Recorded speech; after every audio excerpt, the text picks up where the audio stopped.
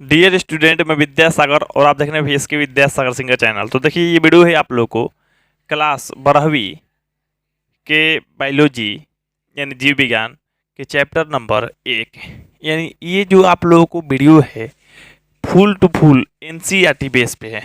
आप लोगों को NCERT से एक्स्ट्रा नहीं दिया गया है। हालांकि आप लोगों को बायोलॉजी का 2 बुक चलेगा, एक तो एडवांस को लेकर चलेंगे और एक आपका full to full NCERT base चलेंगे। तो ये आपका full to full NCERT base पे रहेगा, इसमें एक्स्ट्रा या एडवांस नहीं दिया रहेगा।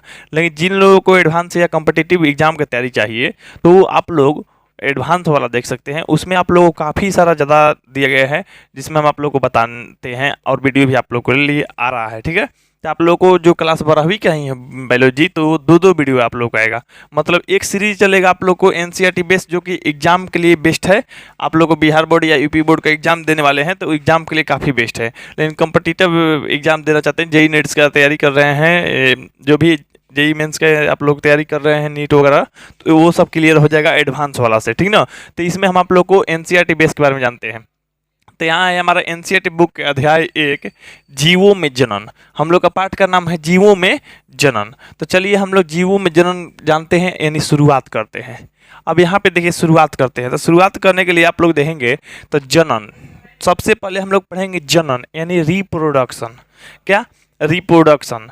देखिए जनन क्या है, जनन क्या है और जन्म क्या है। आप लोग जन्म सुनते होंगे, जनन सुनते होंगे, दोनों में अंतर क्या है? जैसे देखिए, एक होता है जन्म होता है, ठीक है, जन्म। एक होता है आप लोग को जनन, होता है कि नहीं होता है? अब देखिए यहाँ पे जनन, जिसे हमारा जनन नहीं हुआ है, हमारा जनन नहीं हुआ है। अब हमारा इस जन्म हो गया है, हमारा जन्म हो गया है लेकिन जनन नहीं हुआ है। तो कहिए ना कि सर समझाइए थोड़ा सा अच्छा से। देखिए जनन क्या है? जनन एक प्रक्रिया है जो कि किया जाता है यहाँ पे, या जीवों के द्वारा होता है जनन की प्रक्रिया। तो देखिए जनन क्या है, या आप लोगों को परिभाषा के तौर पे जानना है तो देखिए जानिए। जनन एक ऐसी प्रक्रिया है जिसके द्वारा कोई भी जीव अपने जैसे संतानों की उत्पत्ति कर अपने अस्तित्व का कायम रखते हैं, चाहे अस्तित्व को कायम रखते हैं, जनन कहलाते हैं, चाहे वो प्रक्रिया जनन कहलाती है। ठीक है, इस तरह से आप लोग को हो जाएगा। तो सीधा सा आप लोग को परिभाषा है, जिस प्रक्रिया के द्वारा कोई भी जीव अपने जैसे संतान की उत्पत्ति कर अपने अस्तित्व को कायम रखते हैं, जनन कहलाता है। ठीक ना। अब यहाँ पे आप लोग को जनन यानी रिप्रोडक्शन, जनन यानी रिप्रोडक्शन यहाँ पे परिभाषा के तौर पे भी दिया गया है, आप लोग इसको लिख सकते हैं। प्रत्येक जीव अपने समान नई जीव यानी संतति उत्पन्न करने को जनन कहते हैं। ठीक है, ये भी लिख सकते हैं, लेकिन हम जो बोले आप लोग को वो लिख लीजिएगा ताकि बेस्ट रहेगा। ठीक ना। चलिए, अब जनन क्यों आवश्यक है? अब देखिए जनन क्यों आवश्यक है, जो उसको जानने से पहले जनन जानेंगे। जैसे आप लोगों को पता है कि कोई भी जीव है, उसका पहले क्या होता है? उसका पहले होता है जन्म। जन्म के बाद आप लोगों को वृद्धि होता है, उस जीव में क्या होता है? वृद्धि होता है। या हम लोग हैं या पेड़ पौधे हैं, सभी लोग वृद्धि करते हैं। अब वृद्धि करने के बाद एक निश्चित अवस्था में जाने के बाद ये जनन करते हैं। जिससे देखिए हमारा जन्म हो गया है, जन्म का मीनिंग होता है बर्थ। क्या होता है? बर्थ। इसी के मैंने तारीख और महीना मिला के, साल तो फिर दोबारा आता नहीं है, मिलता नहीं है, तो महीना और तारीख मिल जाता है, तो महीना और तारीख हम लोग मिला के बर्थडे मनाते हैं अपना। तो बर्थ यानी जन्म दिवस यानी जन्मदिन मनाते हैं, है कि नहीं? अच्छा, लेकिन जनन हम लोग का कब होगा या हुआ है कि नहीं? देखिए, जैसे कहने का मतलब है अपने जैसे संतान की उत्पत्ति करना। जनन का मतलब है अपने जैसे संतान की उत्पत्ति करना। जिसे हम अपने जैसे संतान की उत्पत्ति अभी तक नहीं किए हैं, तो हमारा अभी जनन नहीं हुआ है, लेकिन हमारा जन्म हो गया है। तो जब हमारा जन्म हुआ होगा उस समय हमारे माता पिता के लिए जनन हुआ होगा। क्या हुआ होगा? जनन। क्यों? क्योंकि हमारे वो अपने जैसे संतान के जन्म दिए हैं, तो अपने जैसे संतान की उत्पत्ति किए हैं, तो उनका जनन हुआ। क्या हुआ? जनन हुआ। तो आप लोग जनन और जन्म में आसानी से समझ गए होंगे। जनन के मीनिंग होता है रिप्रोडक्शन। जैसे कहने का मतलब, मान लीजिए हम प्रोडक्ट हैं, प्रोडक्ट है। अच्छा, अब मान लीजिए हमारा भी संतान उत्पन्न होगा। जैसे हम खुद अपने पापा मम्मी के लिए क्या है? प्रोडक्ट है, वो लोग हमको तैयार किए हैं, बनाए हैं, उत्पन्न किए हैं, है ना। यानी हम अपने मम्मी पापा के लिए प्रोडक्ट हैं, लेकिन प्रोडक्ट से भी अगला पीढ़ी में, मतलब मेरा लड़का और लड़की होगा तो प्रोडक्ट तैयार होगा, मतलब प्रोडक्ट से भी प्रोडक्ट तैयार हुआ। हम खुद मम्मी पापा के लिए प्रोडक्ट हैं, लेकिन हम भी तैयार कर देंगे अपना प्रोडक्ट, तो प्रोडक्ट से प्रोडक्ट बना, यानी रीप्रोडक्ट बन गया। क्या बन गया? रीप्रोडक्ट बन गया। तो उसी तरह से आप लोग का जो मीनिंग है रीप्रोडक्ट, क्या हो गया? रीप्रोडक्ट। ये एक क्रिया है, तो ये रिप्रोडक्शन होता है, किया जाता है, ठीक है। जनन, जनन नहीं रहता ना तो हम जैसे जीव है ना, आज जिंदा नहीं होते, क्योंकि मान लीजिए जन्म हुआ तभी तो मेरे दादा और दादी से मेरे पापा का जन्म हुआ, उन लोगों से मेरा जन्म हुआ। तो यानी कहने का मतलब है, अगर जनन की प्रक्रिया नहीं रहता तो कई पीढ़ी बहुत पहले ही एक जीव बन के या काम खत्म हो गया होता, जनन नहीं होता तो कोई जीव नहीं मिलता। अब मान लीजिए अभी भी जनन रुक जाए, जैसे बिल्ली का जनन रुक जाए, तो हम तो बिल्ली के देख लिए हैं, लेकिन मान लीजिए हमारा लड़का या लड़की या नाती पोता होगा, जो भी नाती नतनी होंगे, तो उस जमाने में बिल्ली के जन्म नहीं होगा, तो बिल्ली उस समय में तो होंगे नहीं। वो बिल्ली आज जो देखने के लिए मिल रही है 5-10 वर्ष में मर जाएगी, तो 5-10 वर्ष में मर जाएगी, तो उस बिल्ली को जन्म नहीं देगी, यानी जन्म नहीं होगा, तो 50-60 वर्ष के बाद देखने के लिए नहीं मिलेगी, बिल्कुल भी नहीं। तो ये होता है क्यों? जनन के द्वारा ही होता है, कोई भी जीव का अस्तित्व बना हुआ है, ठीक ना। चलिए, जनन क्यों आवश्यक है अभी देखिए, अभी बताएं ना जी, अभी तुरंत बताएं आप लोग को। तो कोई भी जीव को के संतान उत्पत्ति करना उसके अस्तित्व को बनाए रखने के लिए जरूरी है। तो मान लीजिए कहने का मतलब जनन के द्वारा जीव अपनी संख्या में वृद्धि करता है। अब देखिए आप लोगों को पता हो गया कि जनन के द्वारा, किसके द्वारा? जनन के द्वारा जीव अपनी संख्या में क्या करते हैं? वृद्धि करता है। कोई भी जीव अपनी संख्या में वृद्धि करता है। जैसे मान लीजिए एकदम, मान लीजिए दुनिया में कोई नहीं है, हम मान लेते हैं कल्पना के तौर पे दुनिया में कोई नहीं है, सिर्फ कुछ सीमित लोग हैं, मान लीजिए 10 लोग हैं। अब 10 लोग अपना संख्या में वृद्धि करके 50 लोग, 70 लोग, 100 लोग करना चाहेगा, तो कौची कर सकता है? तो जनन करके। सिर्फ जनन ही एक ऐसा प्रक्रिया है जो संतान उत्पत्ति करके क्या करेगा? अपनी संख्या में वृद्धि करेगा और अपने अस्तित्व को कायम रखेगा, माने अपना अस्तित्व बना रहेगा। मानव है तो मानव जाति जिंदा रहेगा, है कि नहीं? जिससे उसकी पीढ़ियों में निरंतरता बनी रहती है। जनन जीव का अस्तित्व बनाए रखने में आवश्यक है, क्योंकि किसी जीव की मृत्यु होने पर भी जनन के कारण उसकी जाति का अस्तित्व बना रहता है। जैसे मान लीजिए हर जीव का, जैसे हर जीव का मृत्यु हो रहा है, लेकिन मृत्यु होने से पहले वो क्या कर दे रहा है? जनन कर दे रहा है। जनन कर दे रहा है मतलब अपने जैसे संतान की उत्पत्ति कर दे रहा है। और मान लीजिए वो जीव जिंदा रहे या न रहे, लेकिन अपना जैसा संतान उत्पत्ति कर दे, तो वो तो रहेगा ना, फिर वो भी अपना संतान उत्पत्ति कर देगा, वो भी अपना संतान उत्पत्ति कर देगा। इसी तरह से मानव जाति का या कोई भी जीव की जाति का अस्तित्व बना हुआ है।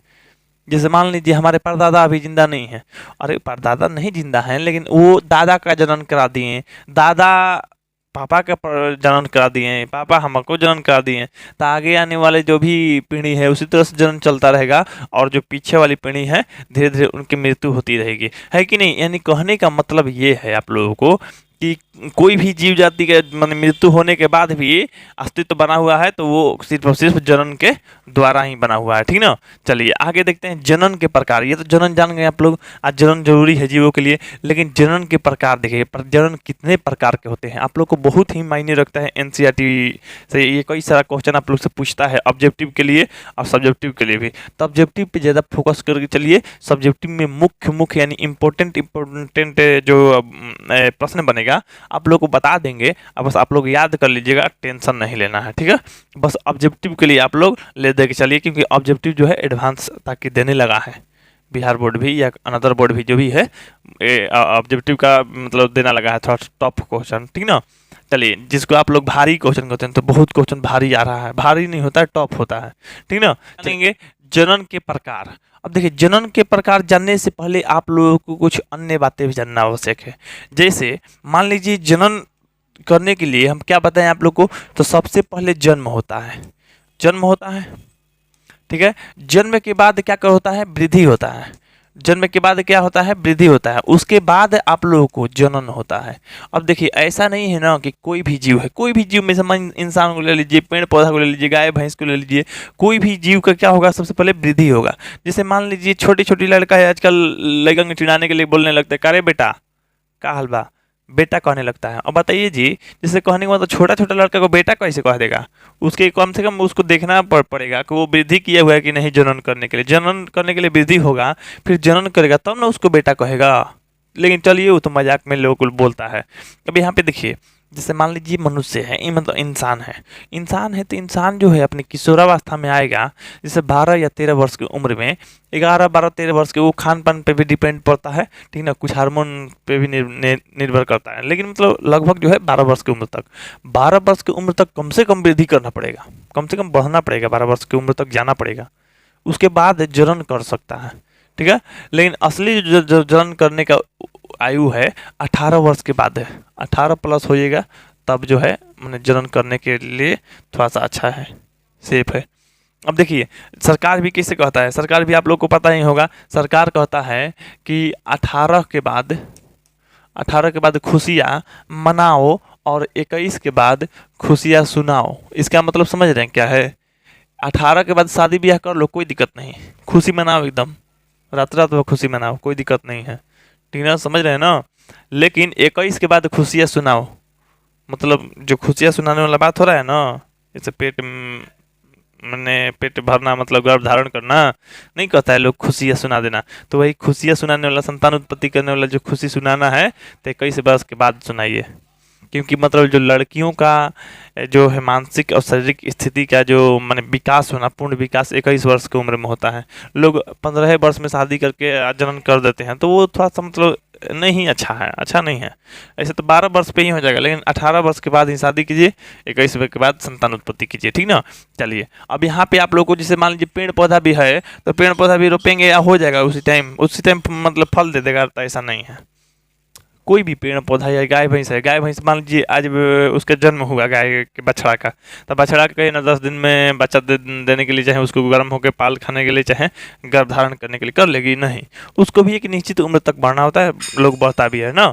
चलिए आगे देखते हैं हम आप लोग को जनन के प्रकार, ऐसे कुछ चीज़ छोड़ेंगे नहीं, आप लोग को यहाँ पे जनन के प्रकार में टाइप्स ऑफ रिप्रोडक्शन, रिप्रोडक्शन का प्रकार देखना है, जनन का प्रकार देखना है। तो यहाँ पे चलिए आगे बढ़ते हैं। यहाँ देखिए जैसे आप लोग यहाँ देखिएगा जनन के प्रकार, तो जनन के प्रकार में है दो प्रकार, जनन के दो प्रकार है। एगो अलैंगिक जनन है, अलैंगिक जनन माने असेक्सुअल रिप्रोडक्शन, और दूसरा है लैंगिक जनन माने सेक्सुअल रिप्रोडक्शन। अब यहाँ पे देखिए इसमें असेक्सुअल है माने अ लग गया तो समझिए नहीं, जैसे एगो होता है सत्य, सत्य हो गया ना, सत्य में सही, लेकिन शुरू में और लग गया तो सही नहीं, तो उसी तरह से सेक्सुअल में मतलब इसमें सेक्स करना पड़ता, लेकिन इसमें असेक्सुअल लग गया तो मैंने सेक्स नहीं करना है। सेक्स नहीं करना है इसका मतलब विपरीत लिंग वाला साथी की जरूरत नहीं है, विपरीत लिंग वाला साथी की जरूरत नहीं है। मतलब विपरीत लिंग वाला साथी की जरूरत किसमें पड़ेगा, तो सेक्स करने वाला में, माने सेक्सुअल रिप्रोडक्शन में, माने लैंगिक जनन में,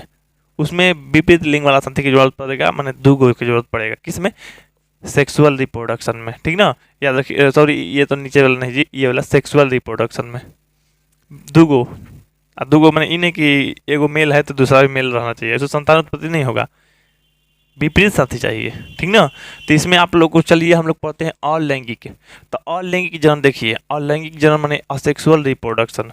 इस प्रकार के जनन में दो जीवों माने जनक जो है, जनक माने जो भी मैंने भागीदारी ले रहा है, चाहे माने उसमें जनन करने में शामिल हो रहा है, तो जो दो जनक की भागीदारी नहीं होती है, दो जनक की भागीदारी होगा तो लैंगिक हो जाएगा। अब दो भागीदारी से लड़का लड़की रहेगा तब न जनन करेगा, तो लैंगिक जनन, वो लैंगिक जनन करेगा, सेक्सुअल रिप्रोडक्शन करेगा।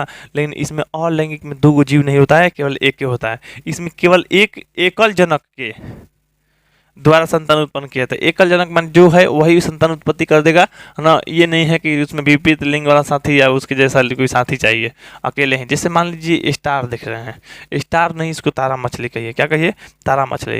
यहाँ पे असेक्सुअल रिप्रोडक्शन होता है।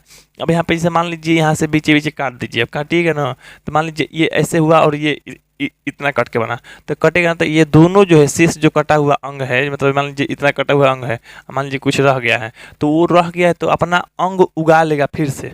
जैसे यहाँ पे आप देखिएगा तो यहाँ पे ये जो मान लीजिए ये काटे थे आप लोग, यहाँ पे ये वाला काटे थे, इतना ये वाला काटे थे, तो यहाँ पे देखिएगा ना तो ये जो काटा हुआ भाग जो यहाँ तक है, काटा हुआ यहाँ तक है, ठीक ना, यहाँ तक है ना। लेकिन देखिए यहाँ तक वृद्धि कर लिया कि नहीं कर लिया, ये वृद्धि कर लिया और इस तरह से फिर से स्टार फिश बन गई। और इसमें भी जो मैंने केवल इतना था, इतना वृद्धि करके एक ऐसा बन गया, ये स्टार फिश ये भी बन गया। तो अब बताइए एगो स्टार फिश था, लेकिन अब यहाँ एगो यहाँ बन गया, एगो यहाँ बन गया, दूगो स्टार फिश बन गया। तो संख्या बढ़ गया कि नहीं बढ़ गया? संख्या बढ़ेगा तो जनन कहलाता है कि नहीं कहलाता है? तो जनन हो गया। लेकिन इसमें दूगो विपरीत लिंग वाला साथी भागीदारी लिया है इसमें, दूगो विपरीत लिंग वाला, देखिए तो नहीं ना, एक से दूगो बन गया। तो एगो से दूगो बन गया तो कौची असेक्सुअल रिप्रोडक्शन हो गया। क्या हो गया? असेक्सुअल रिप्रोडक्शन, यानी आप लोग को अलैंगिक जनन हो गया, ठीक ना। अब यहाँ पे देखिए, अलैंगिक जनन से उत्पन्न संतति आनुवांशिक रूप से आपस में तथा जनकों के समान होती है। ये बात आप लोग याद रखिएगा। प्रश्न पूछता है आप लोग को, किस प्रकार के जनन में उत्पन्न संतान जो है आनुवांशिक रूप से आपस में जनकों के समान होते हैं? तो वो होता है आप लोग को अलैंगिक में। देखिए लैंगिक जनन में है, जैसे मान लीजिए लैंगिक जनन में दूगो विपरीत लिंग वाला साथी भाग ले रहा है। जैसे मान लीजिए कोई मेल हो जाए, जैसे मान लेते हैं हम अपने को ही, हम एक हम हो गए और एक मेरे विपरीत लेने वाले साथी मेरी मैडम जो हो जाएंगी, चाहे मेरी वाइफ हो जाएंगी, ठीक ना। तो मान लीजिए वाइफ हो गई, अब दोनों लोग मिल के हम लोग जनन करेंगे। क्या करेंगे? जनन करेंगे। तो जनन करेंगे तो हमारा अनुवांशिक गुण अलग है, उनका अनुवांशिक गुण अलग है, और दोनों का अनुवांशिक गुण मिलेगा तब एक संतान होगा। तो अनुवांशिक विभिन्नता हो जाएगा हम लोग में, जो संतान उत्पत्ति होगा उसमें थोड़ा सा अंतर रहेगा। तो अनुवांशिक विभिन्नता होता है, अनुवांशिक विभिन्नता जरूरी है तभी डेवलप होता है। अनुवांशिक विभिन्नता होगा तो डेवलप होगा, डेवलप संतान होगा माने हमसे थोड़ा अच्छा और विकसित संतान उत्पत्ति होगा। मेरा मेरा जो लड़का होगा थोड़ा अच्छा ही होगा हम लोगों से। तो क्यों हो रहा है? ये लैंगिक जनन के दौरान हो रहा है। लेकिन हम लोग में अलैंगिक होता है तो हम लोग में कोई अनुवांशिक परिवर्तन या विभिन्नता देखने के नहीं मिलता। तो इसमें क्या है, अलैंगिक में केवल एक ही जीव भाग ले रहा है, और जब एक जीव से संतान उत्पत्ति हो रहा है तो अनुवांशिक रूप से क्या रहेगा, आपस में वो समान होता है, ठीक ना। अतः इसे क्लोन कहा जाता है। कौन क्लोन कहेंगे? जिससे देखिए कहने का मतलब ये है, जैसे मान लीजिए जो एकल जनक से संतान उत्पन्न होगा, जैसे मान लीजिए एकल जनक माने असेक्सुअल रिप्रोडक्शन यानी अलैंगिक जनन के दौरान जो संतान उत्पन्न होगा, उस संतान को हम लोग क्लोन कहते हैं। क्या कहते हैं? क्लोन, नहीं तो एकल पुंजक कहते हैं। एकल पुंजक नहीं तो क्लोन कहते हैं। इस बात को याद रखिएगा। अब देखिए, अब आगे बढ़ते हैं आप लोग को अलैंगिक जनन के प्रकार। अब देखिए आप लोग को, जैसे अलैंगिक जनन अलैंगिक जनन है करना है आप लोग को, तो अलैंगिक जनन करने का भी प्रकार होता है। तो यहाँ पे देखिए आप लोग, अलैंगिक जनन की प्रक्रिया कई विधियों द्वारा होता है जो निम्न है। अलैंगिक का भी प्रकार होता है, ये आप लोग जान लीजिए, नहीं जानिएगा तो काफ़ी आप लोग के लिए दिक्कत होगा। अभी देखिए आप लोग को यहाँ पे होता है विखंडन। क्या होता है? विखंडन। विखंडन का मतलब होता है टूट के, टूटना या टूट के वो जनन करेगा। अब देखिए विखंडन, तो विखंडन के आधार पे आप लोगों को दो प्रकार हो जाता है। यहाँ पे भले ही डायरेक्ट दे दिया है द्विखंडन, तो विखंडन भी दो प्रकार के होते हैं। एगो द्विखंडन होते हैं, एगो बहुखंडन। द्विखंडन और बहुखंडन, द्विखंडन में दो भागों में बटेगा। ये हो गया द्विखंडन। यहाँ पे देखिए अमीबा यूग्लिना पैरामीशियम में क्या होता है? द्विखंडन होता है। क्या होता है? द्विखंडन। ये देखिए अमीबा का मतलब, देखिए ये अमीबा है, अमीबा का आकार और आकृति निश्चित नहीं होता, इस बात को याद रखिएगा। और अमीबा जो है आप लोगों को एक कोशिकीय जीव है। और तो और जान लीजिए, अमीबा जो है भोजन का अंतर्ग्रहण जो करता है वो कुटपाद द्वारा करता है। तो यहाँ पे देखिए ये अमीबा है और ये इसका बीच में जो है केंद्रक है। केंद्रक मैंने विकास करेगा, मतलब दो को बन जाएगा, केंद्रक विभाजित हो जाएगा, केंद्रक विभाजित होगा, दो को बन जाएगा। तो दो तरफ ये विभाजित होने लगेंगे, इस तरह से विभाजित होकर यहाँ देखिए बीचे बीचे ये टूट जाएंगे और टूट के अलग दो को जीव बन जाएंगे, यानी दो को न्यू डाउटर सेल यानी पुत्री कोशिका कहिए, दो को पुत्री कोशिका या पुत्र कोशिका कहिए। तो एगो और एगो मतलब कोशिका क्या अमीबा कहिए, तो दो गो अमीबा बन गया कि नहीं? तो एगो अमीबा से दो गो अमीबा बन गया। तो इस तरह के जो जनन होता है तो इन लोगों को अमर माना जाता है। अमीबा को क्या माना जाता है? अमर है। देख लीजिए एगो से दो गो बन गया, इसमें मरा कोई नहीं है। एगो जीव से दो गो जीव बन गया कि नहीं बन गया? तो अमीबा क्या है? एगो जीव से दो गो जीव अपना द्विखंडन कर लेता है और दो गो जीव बन जाता है, लेकिन मरता कोई नहीं है। इसलिए अमीबा को आप लोगों को ये अमर माना जाता है। क्या माना जाता है? अमर माना जाता है। तो चलिए आगे बढ़ते हैं यहाँ पे आप लोगों को। अब देखिए यूग्लिना में, तो यूग्लिना में भी वही हाल होता है, द्विखंडन द्वारा दो बराबर भागों में बट जाता है, ठीक ना। अब पैरामीशियम में भी वही होता है। पैरामीशियम का आकार चप्पल के जैसा होता है और चप्पल के साथ देखिए ये केंद्र मेन जो है ना आप लोग को, मेन वो है केंद्रक विभाजन होना। केंद्रक विभाजित होगा, केंद्रक माने में जीव में एगो रहता है। जैसे मान लीजिए ये केंद्रक हो गया न्यूक्लियस ना, यही विभाजित होकर दो गो बट रहा है। देखिए बट रहा है, यहाँ पे लंबा लंबा हो गया, गोल हो रहा है, इधर इधर भी गोल। अब ये टूट जाएगा, टूटेगा तो ये धीरे धीरे अलग हो जाएगा, ये भी अलग। तब पैरामीशियम में भी द्विखंडन हो रहा है। यहाँ पे चित्र के साथ आप लोगों को देखने को मिल रहा है, कितना अच्छा लग रहा होगा, समझ में भी आ रहा होगा, कोई दिक्कत भी नहीं हो रहा होगा। आगे देखिए यहाँ पे आप लोग को, अब देखिए बताए हैं ना, तो जो विखंडन होता है दो प्रकार का होता है, एगो द्विखंडन, एगो बहुखंडन। बहुखंडन में क्या होता है, बहुते बट जाता है, ठीक ना। अब यहाँ पे देखिए, यहाँ पे देखिए बहुखंडन ये प्लाज्मोडियम में होता है। किस में होता है, प्लाज्मोडियम में बहुखंडन होता है। अब यहाँ पे देखिए, जिससे मान लीजिए ये प्लाज्मोडियम है, इसमें क्या है, आप लोग को विकास कर गया मान लीजिए अनेकों बैक्टीरिया, इस तरह से माने विकास करके जब ये जो फटेगा, ये सब जो पुटी बना हुआ है फटेगा, प्रतिकूल स्थिति में ये पुटी बनता है, जब ये फटेगा ना तो उसमें से अनेकों प्लाज्मोडियम निकल जाएगा, अनेकों। ये जो उप माने जैसे ये वाला था ना एगो, तो एगो जीव के अंदर कई गो बन गया, तो ये वो तो मर गया, जो बड़ा वाला था वो मर गया, वो फट जाएगा। आकर बीच में से ये ढेर ज़्यादा निकलेगा, बहुत ज़्यादा निकलेंगे बैक्टीरिया या प्लाज्मोडियम निकलेंगे। तब कहीं ना कि बड़का जो जीव था उसका क्या हुआ, तो वो फट गया, वो मर गया। इसमें अमर नहीं कहा जाएगा, ये बेचारा मर के अपना संतान उत्पत्ति कर रहा है, देख लीजिए, नहीं कर रहा है, ये खुद जीव फट जा रहा है, मर जा रहा है, तब इसमें से छोटे छोटे जीव बाहर आ रहे हैं। सब में केंद्र रखे, देख सकते हैं आप लोग। ये लोग भी धीरे धीरे बढ़ेंगे, अब परिपक्व होंगे, कुछ निश्चित अवस्था तक जाएंगे। जैसे कोई भी चीज़ जन्म लेते रहते थोड़ा जनन करा देगा, कुछ समय लगाएगा, तो परिपक्व होंगे, बड़ा होंगे, बड़ा होकर उसमें भी मैंने ये बहुखंडन करेंगे, मैंने अपने ऐसा संतान उत्पत्ति करके दिखा देंगे, ठीक ना। अब देखिए तीसरा जो है आप लोग को मुकुलन, तीसरा विधि क्या है, मुकुलन। मुकुलन मतलब मुकुल निकलेगा, ये ईस्ट और हाइड्रा में। अब देता है आप लोगों को एग्जाम में, ईस्ट में जो जनन होता है किस विधि द्वारा होता है, ईस्ट में मुकुलन द्वारा होता है, ठीक ना। तो ईस्ट में आप लोग को मुकुलन द्वारा, हाइड्रा में आप लोग को तो इसमें भी मुकुलन द्वारा, ये चीज़ आप लोग को जानना चाहिए। तो चलिए हम लोग देखते हैं आप लोग को ईस्ट में, यही ईस्ट है। अब ईस्ट है ना, तो ईस्ट में आप लोग को मुकुल निकलेगा। क्या निकलेगा, मुकुल माने बर्ड निकलेगा। जैसे बर्ड, जैसे मान लीजिए आप समझिएगा आलू पे, जैसे आलू हो गया ना, तो आलू का ये आँख निकलता है कि नहीं निकलता है, इस तरह से। तो ये मतलब जो कहीं ना, तो इसको मुकुल कह सकते हैं आप लोग। आलू में इसे बर्ड कहेंगे आप लोग, है ना, या मुकुल भी कह सकते हैं।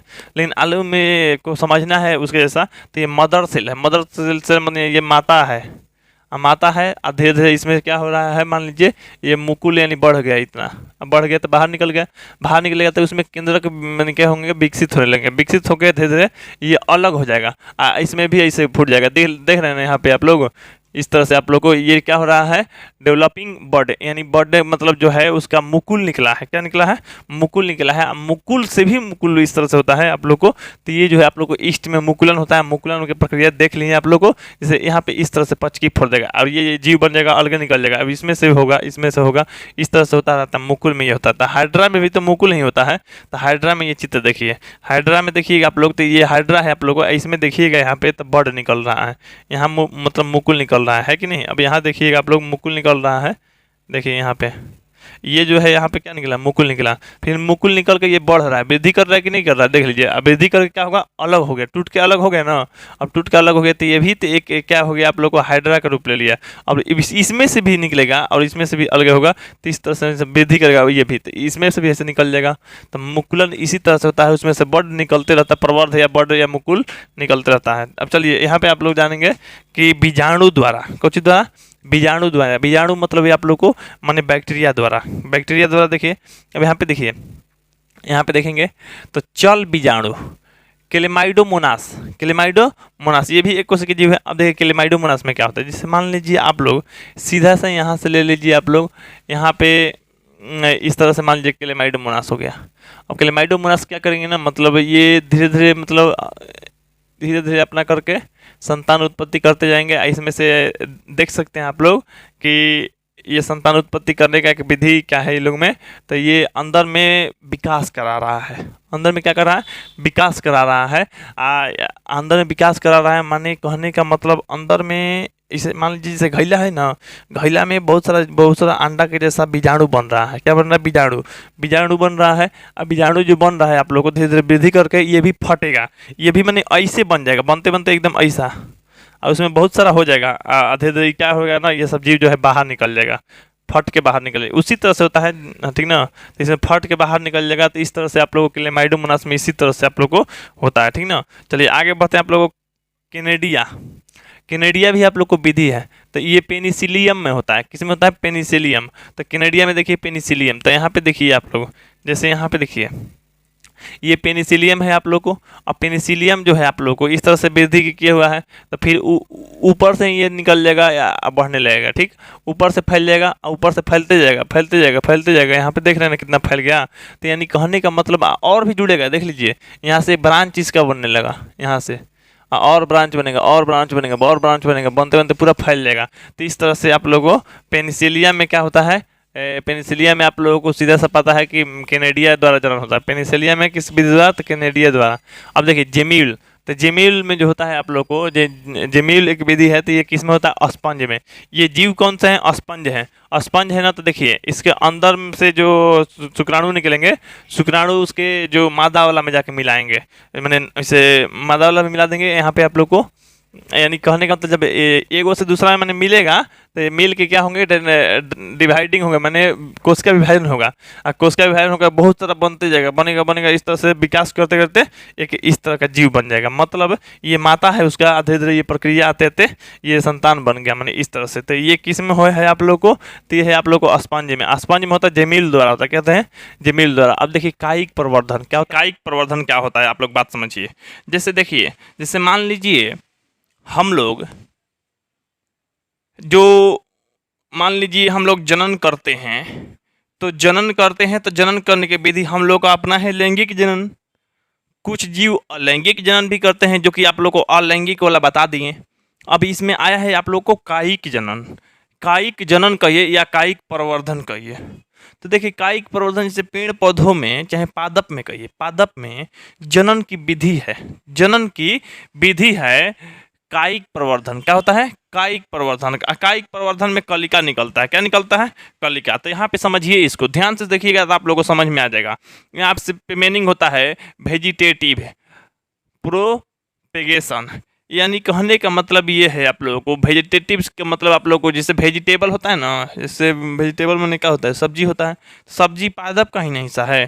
तो भेज माने कहने का मतलब है आप लोगों को शाकाहारी चाहे जो भी है, ये मैंने पादप से संबंधित है ये। तो पादप में ये होता है कायिक प्रवर्धन। ठीक है, ये भी एक जनन करने की क्या है? विधि है। जनन करने की ये विधि है आप लोगों को। यह एक प्रकार का अलैंगिक जनन है। क्या है आप लोग को? अलैंगिक जनन है।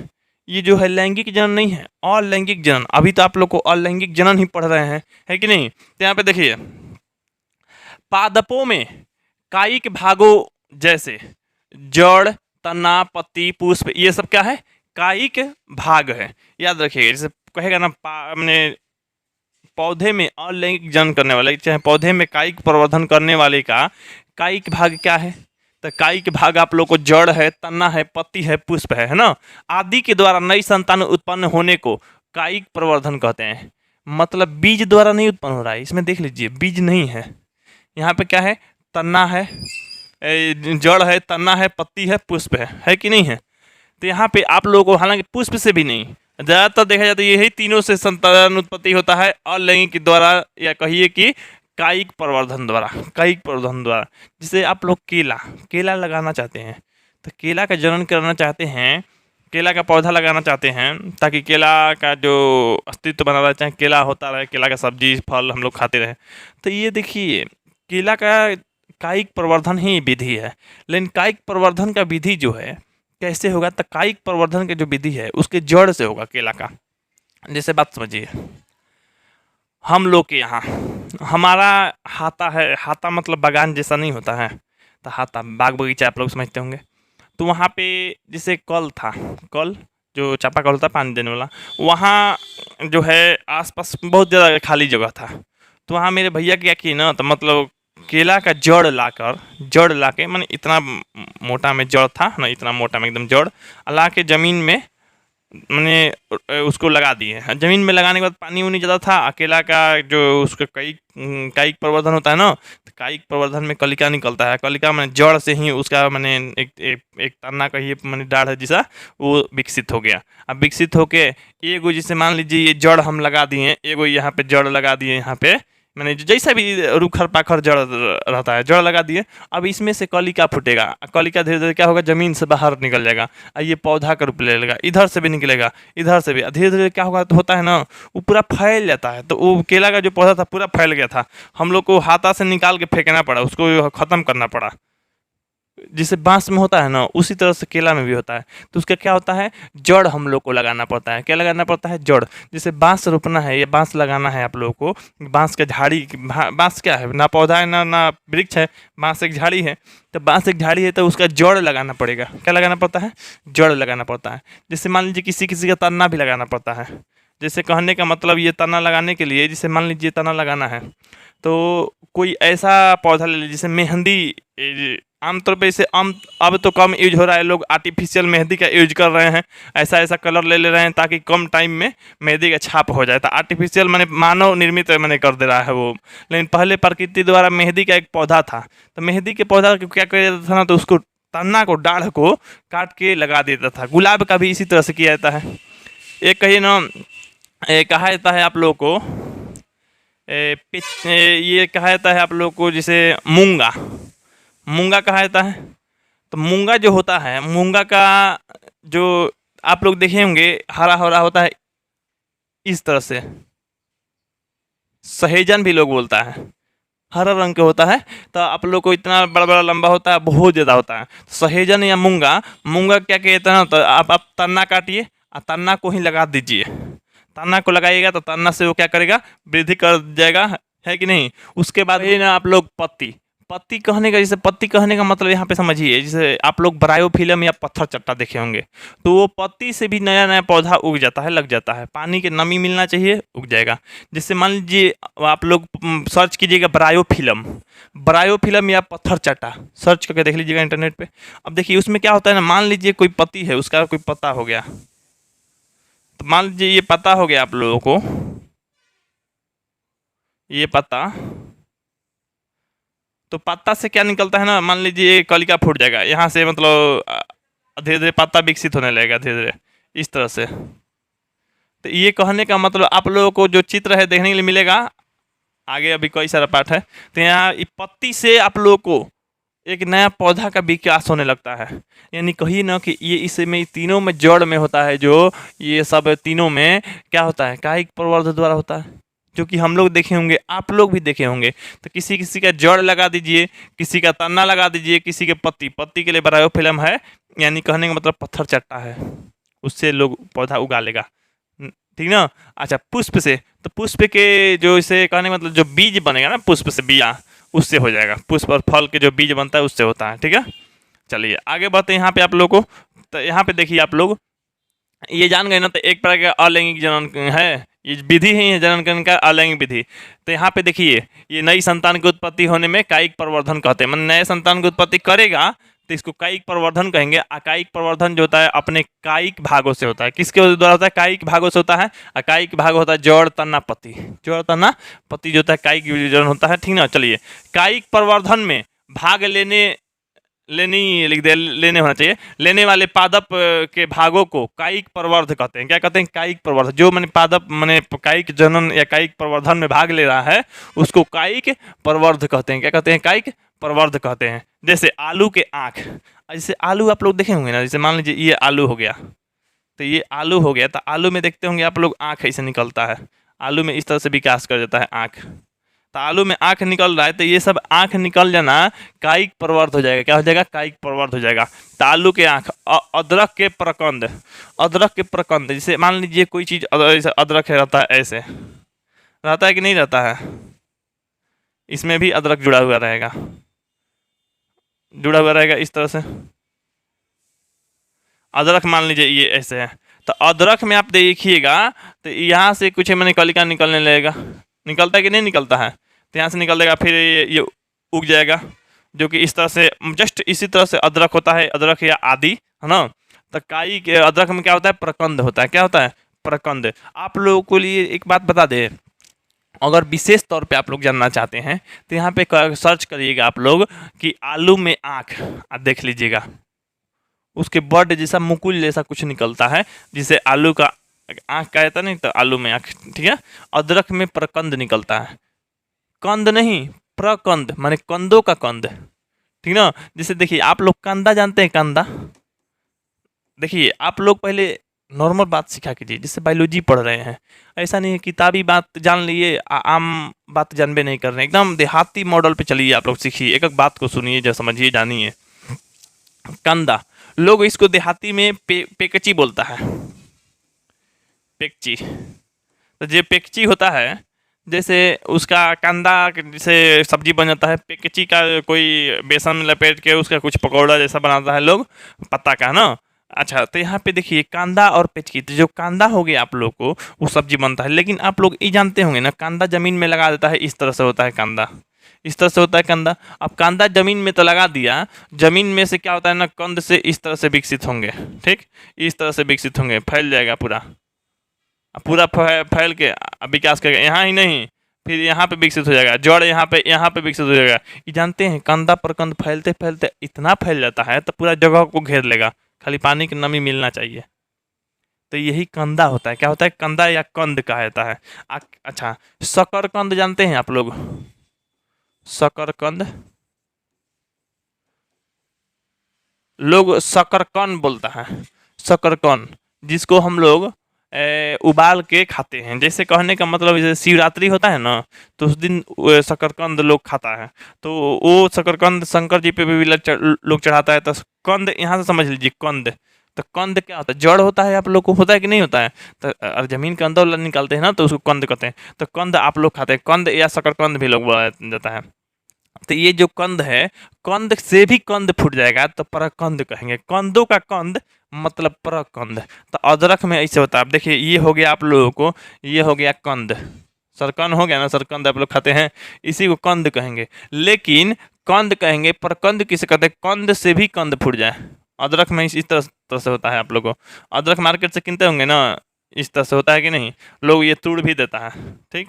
तो कंद से भी कंद निकले, माने उसी को प्रकंद कहते हैं। प्रकंद होता है अदरक में, अदरक और हल्दी में प्रकंद होता है। आप लोग को इतना समझ में आ गया होगा। अब आगे बढ़ते हैं। थोड़ा बहुत तो इंटरनेट का सहारा आप लोग को लेना पड़ेगा। ऐसा कोई सोच रहा है ना कि मतलब एक कोई टीचर पढ़ा दे, सब चीज़ करा दे, तो ऐसा कुछ नहीं है। अगर आप लोग देहात से जुड़े हुए हैं, सब चीज़ देख रहे हैं, तो कोई दिक्कत नहीं है आप लोगों को।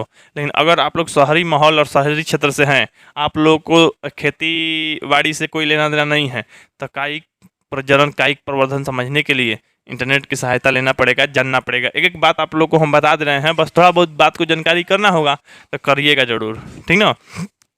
यहाँ पे देखिए आप लोग को कायिक प्रवर्धन के प्रकार, कायिक प्रवर्धन के प्रकार, टाइप्स ऑफ वेजिटेटिव प्रोपेगेशन, ठीक है। अब देखिए प्रकार हम जानते हैं, कायिक प्रवर्धन के प्रकार, तो इनके कितने प्रकार हैं। तो यहाँ पे देखिए, कायिक प्रवर्धन प्राकृतिक रूप से होता है, किंतु कृत्रिम रूप से भी कायिक जनन कराया जा सकता है। प्राकृतिक रूप से होता है, नहीं तो कृत्रिम रूप से भी लोग कराता है। पहला प्राकृतिक कायिक प्रवर्धन, ठीक है, नेचुरल वेजिटेटिव प्रोपेगेशन। दूसरा जो है कृत्रिम कायिक प्रवर्धन, मतलब आर्टिफिशियल वेजिटेटिव प्रोपेगेशन, ठीक है। यहाँ पे प्राकृतिक कायिक प्रवर्धन यानी पहला को जानेंगे। प्राकृतिक कायिक प्रवर्धन जो कि प्रकृति अपने आप करा देता है, बांस वगैरह में होता है। बांस वगैरह में हम लोग कायिक प्रवर्धन कराने जाते हैं जी? नहीं ना, जमीन के अंदर लगा दिए, वो अपने आप होता रहता है, रहता है कि नहीं? तो आप लोग को प्राकृतिक में आ जाएगा। यहाँ पे मानव निर्मित या कृत्रिम भी है। तो यहाँ पे चलिए आगे बढ़ते हैं। चित्र तो आप लोग को देखने के लिए मिलेगा, ऐसा नहीं है कि चित्र बिल्कुल नहीं मिलेगा, लेकिन फिर भी हम कह रहे हैं कि बिल्कुल एकदम ऐसा नहीं है कि आप लोग को एकदम बायोलॉजी पूरा मजबूत करके देंगे, कोई टीचर नहीं कर पाएगा। आप लोगों को सेल्फ स्टडी करना ही पड़ेगा। देखिए कोई भी स्टूडेंट है ना, अब किसी भी स्टूडेंट को बुड़बक बना के लोग क्या कर सकता है? कुछ नहीं कर सकता है। अब लोग कहेगा टीचर पढ़ा देगा, लड़का लोग समझ जाएगा, तो ऐसा कुछ नहीं है। देहाती परिवेश वाला है तो थोड़ा सा अच्छा है, वो भी मेरे लिए और अच्छा है, क्योंकि हम हर चीज़ देहाती मॉडल पर, देहाती बेस पर पढ़ा देते हैं उन लोग को। लेकिन जो शहरी क्षेत्र से जुड़ा है, जिसको खेत से लेना देना ही नहीं है, बताइए कैसे जानेगा, कैसे पढ़ेगा? कुछ ऐसा शब्द होता है किताब में भी, जो कि खेत में जाएगा सीखेगा, देहात में रहेगा तो जानेगा, नहीं तो नहीं जानेगा। अब पौधा के बात है तो कहाँ सीखिएगा? छत पर। देखिए प्राकृतिक कायिक प्रवर्धन, यही है शकरकंद। ये क्या है? शकरकंद है। अच्छा रुकिए, एक बात जान लीजिए, शकरकंद लगता कैसे? मान लीजिए हमको लगाना है, तो हम हैं जाति से कोयरी। क्या है? जाति से कोयरी हैं। कोयरी लोग का काम होता है सब्जी उगाना। कोई लोग का काम होता है सब्जी उगाना, इसमें लोग महारत हासिल है, भले ही हमको इसमें ज़्यादा कुछ आता नहीं है, जीरो है, लेकिन हमारा खानदानी ये चीज़ है, तो थोड़ा सा इसमें समझिएगा। शकरकंद की हम खेती देखे हुए हैं, क्योंकि हमारे खेत में ये शकरकंद की खेती होता था पहले, अब नहीं होता है। देखिए इसका जो जैसे ये सब दिख रहा है ना, माने हरा पौधा ये सब दिख रहा है, तो इसका हरा पौधा के लतर कहता है, लतर, लतर बोला जाता है भोजपुरी में, इसको लता बोला जाता है। क्या बोला जाता है? लता। तो लता को क्या कीजिए ना आप लोग ले लीजिए, उसको काट लीजिए। लता को काटने के बाद ऐसा नम स्थान में बोइए जिसमें पानी प्रॉपर तरीका से 5-6 दिन तक अच्छा से रहे, क्योंकि ये जो लतर लगाएंगे तो एकदम कोमल होता है, मुलायम होता है एकदम पत्ता इसका, लगाएंगे तो सूख जाएगा। तो पानी रहेगा तो नहीं सूखेगा, अब पानी रहेगा 5-6 दिन तक तो ये लग जाएगा, इसमें से जड़ निकल आएगा, ये मैंने लतर से, मैंने लता या तना भी कह सकते हैं, तना से धीरे धीरे विकास कर जाएगा। तो तब इसके जो जड़ बनेगा, जड़ यहाँ पे देख रहे जड़ विकास करके यही बनता है शकरकंद, इसी को शकरकंद कहता है। आप सभी लोग खाए होंगे, नहीं तो आगे आने वाले समय में खा लीजिएगा। यहाँ पे चलिए आगे बढ़ते हैं। तो यहाँ पे आगे आप लोगों को प्राकृतिक कायिक प्रवर्धन, इसको का जड़ के द्वारा कायिक प्रवर्धन। अब देखिए जड़ के द्वारा यहाँ पे कायिक प्रवर्धन हो रहा है, जड़ से ही ये बढ़ेगा। यहाँ पे देखिए शीशम, सीरस, मुराया, शकरकंद, एस्पेरेगस। अब यहाँ पे ये पौधा का अपन देखना चाहते हैं तो आप सब इंटरनेट पे सर्च कर लीजिएगा। यहाँ पे हम शकरकंद बताते हैं, जिसको लोग भोजपुरी में शकरकंद बोलता है, शकरकंद। यहाँ पे कंद खाया जाता है। क्या हुआ? देखो उसमें हो।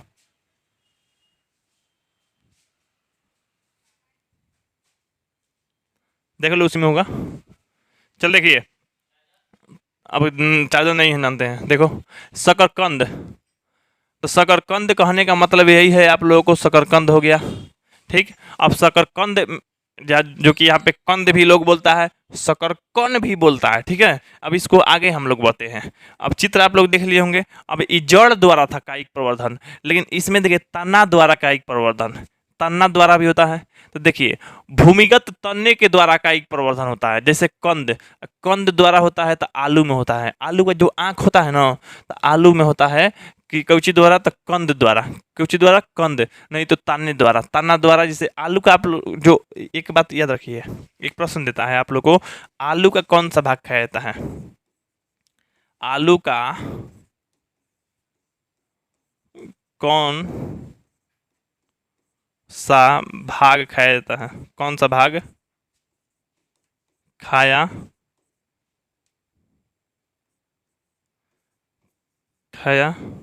जाता है? तो ये याद रखिएगा, तन्ना। क्या? आलू का तन्ना खाएंगे। ये सुपर डुपर क्वेश्चन आप लोग एग्जाम में आता है, तन्ना। तो आलू को क्या कहते हैं? तन्ना। तो यहाँ पे तन्ने द्वारा क्या होता है? कायिक प्रवर्धन। तो आलू जब रोपना है, तो आलू अगर उगाना है हमको, आलू, तो आलू का कोची रोपेंगे बताइए तो?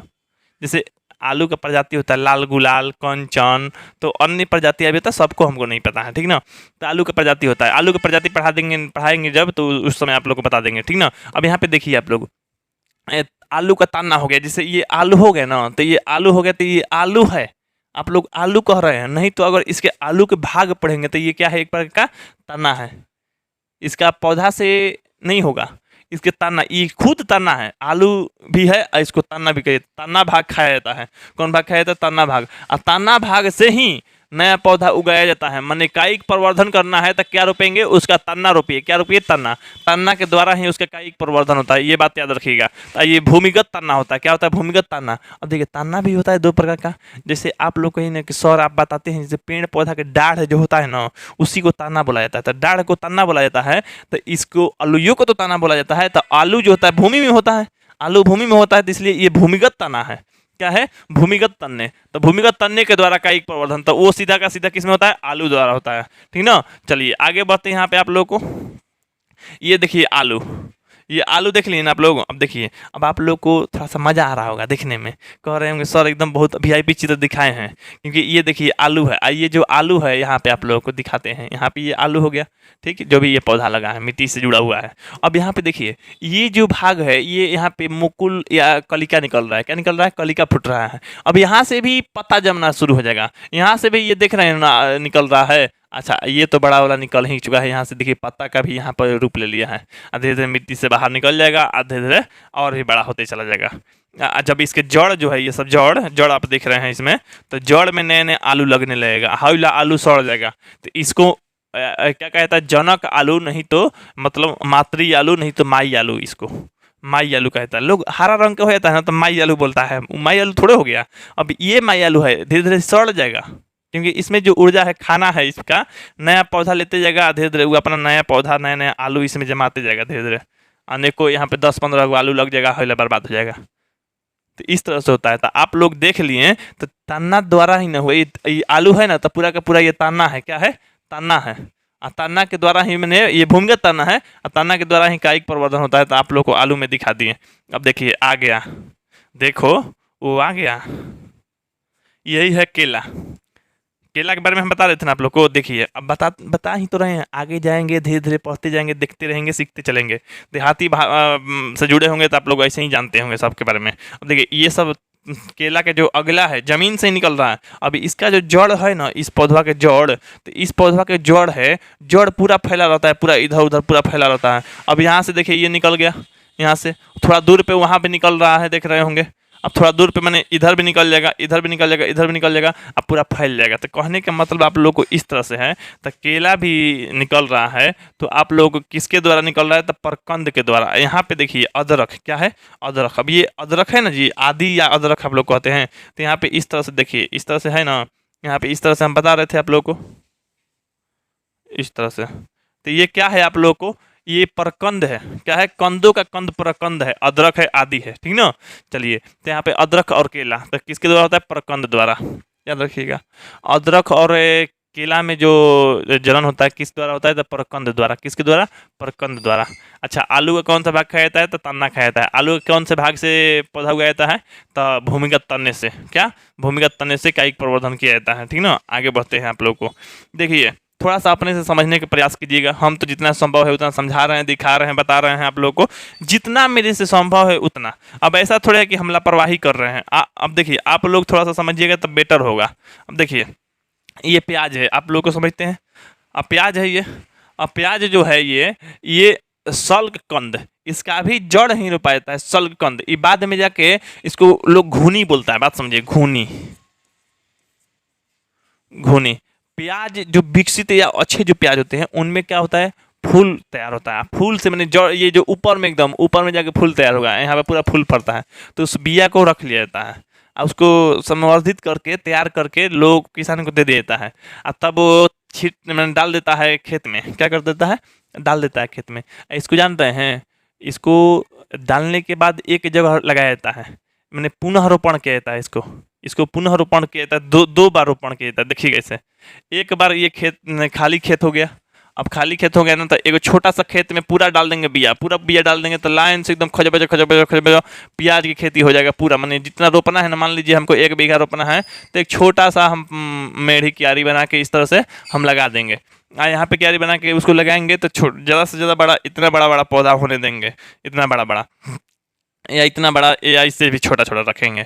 तो उसको क्या बोलेंगे? घूनी। क्या बोलते हैं देहाती भाषा में? घूनी। हमको बात नहीं पता है शहरी भाषा, ठीक ना। देहाती भाषा घूनी बोला जाता है। अब वहाँ से कबारेंगे, इतना बड़ा बड़ा हो गया तो कबार देंगे, मैंने उखाड़ देंगे। उखाड़ने के बाद अब क्या करेंगे? हम पूरा जैसे खेत में ले जाएंगे। अब खेत में क्या करेंगे ना, तो थोड़ा दूरी दूरी पे जहाँ पे हमारा फसल अच्छा हो, जैसे यहाँ प्याज रोप दिए, यहाँ रोप दिए, यहाँ रोप दिए, यहाँ रोप दिए, यहाँ रोप दिए, इस तरह से करके 1 बीघा हम रोपे देंगे। हमारा जो फसल होगा बहुत ही दमदार, मज़ेदार, अच्छा होगा। इस तरह से प्याज की खेती की जाती है आप लोगों को, ठीक ना। तो इस तरह से आप लोग समझ गए होंगे। इसमें पूरा खजबज खजबज रहेगा, पूरा एकदम सटा हुआ, जड़ के जड़ सटा रहता है, एकदम पूरा रहता है। मतलब पूरा का पूरा जितना 1 बीघा रोपना है ना, एक छोटा सा क्यारी में रोप देता है लोग। लेकिन उसको उखाड़ के फिर से रोपना पड़ता है, पुनः मैंने रोपण किया जाता है इसको, पुनः रोपण।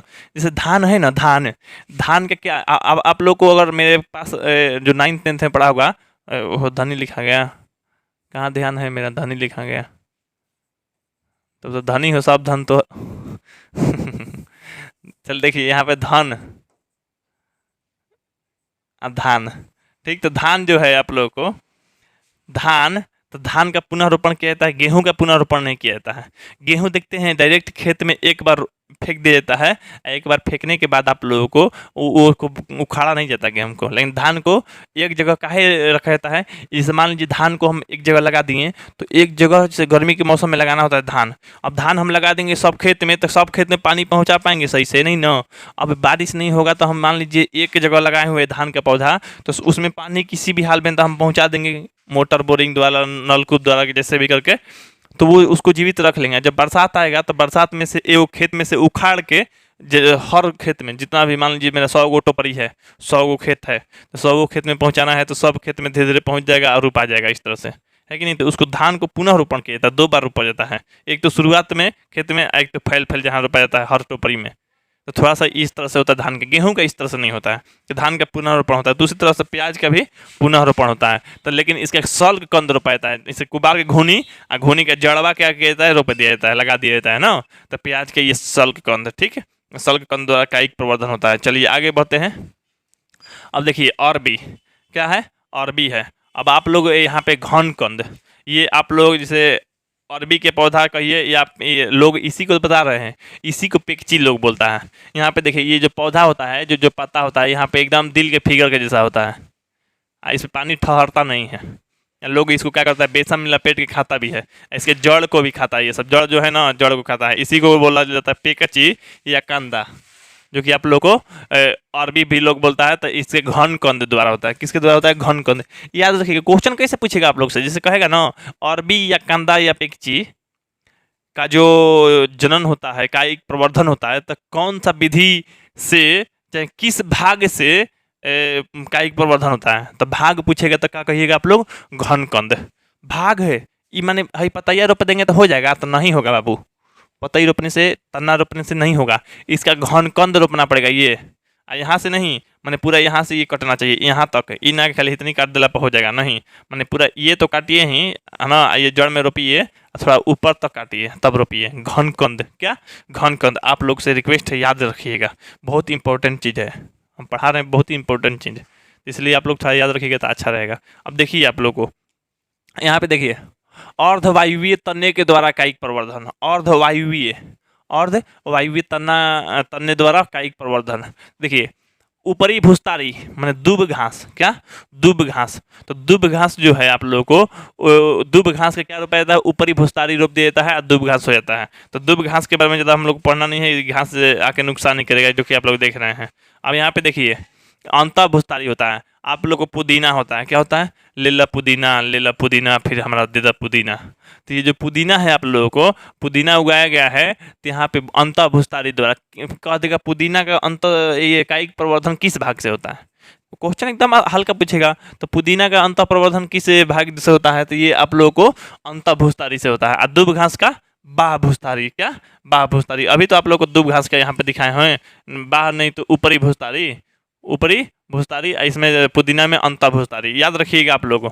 अब देखिए स्ट्रॉबेरी, स्ट्रॉबेरी जो कि आप लोग देखे होंगे लीची के जैसा दिखता है आप लोग को, यहाँ पे इस तरह से ये बहुत महंगा ही फल बिकता है आप लोग को स्ट्रॉबेरी, ये चीज़ लीची के जैसा होता है, एकदम जेली ओली बनता है स्ट्रॉबेरी से। तो ये स्ट्रॉबेरी का पौधा है, तो स्ट्रॉबेरी का भूस्तारी किस भाग से पौधा का साकायिक संवर्धन किया जाता है, तो भूस्तारी, याद रखिएगा। कौन सी विधि, विधि नहीं सॉरी, यहाँ पे ये आप लोग को अलैंगिक जनन है, ये आप लोगों को विधि जो है कायिक प्रवर्धन है, लेकिन ये प्राकृतिक रूप से कायिक प्रवर्धन है, लेकिन किस भाग से कहेगा, तो भूस्तारी द्वारा, किस भाग से, भूस्तारी द्वारा। चलिए आगे बढ़ते हैं आप लोग को। अब जानते हैं आप लोग जलकुंभी, देखिए इसको एक प्रश्न आप लोग याद रखिएगा, जलकुंभी, जल पहले ही ल लिख दिए हैं, जलकुंभी, जलकुंभी, इसको जान रहे हैं क्या बोला जाता है, जलकुंभी को टेरर ऑफ अटैक बोला जाता है, टेरर ऑफ बंगाल। यहाँ पे आप लोगों को बंगाल का आतंक, टेरर ऑफ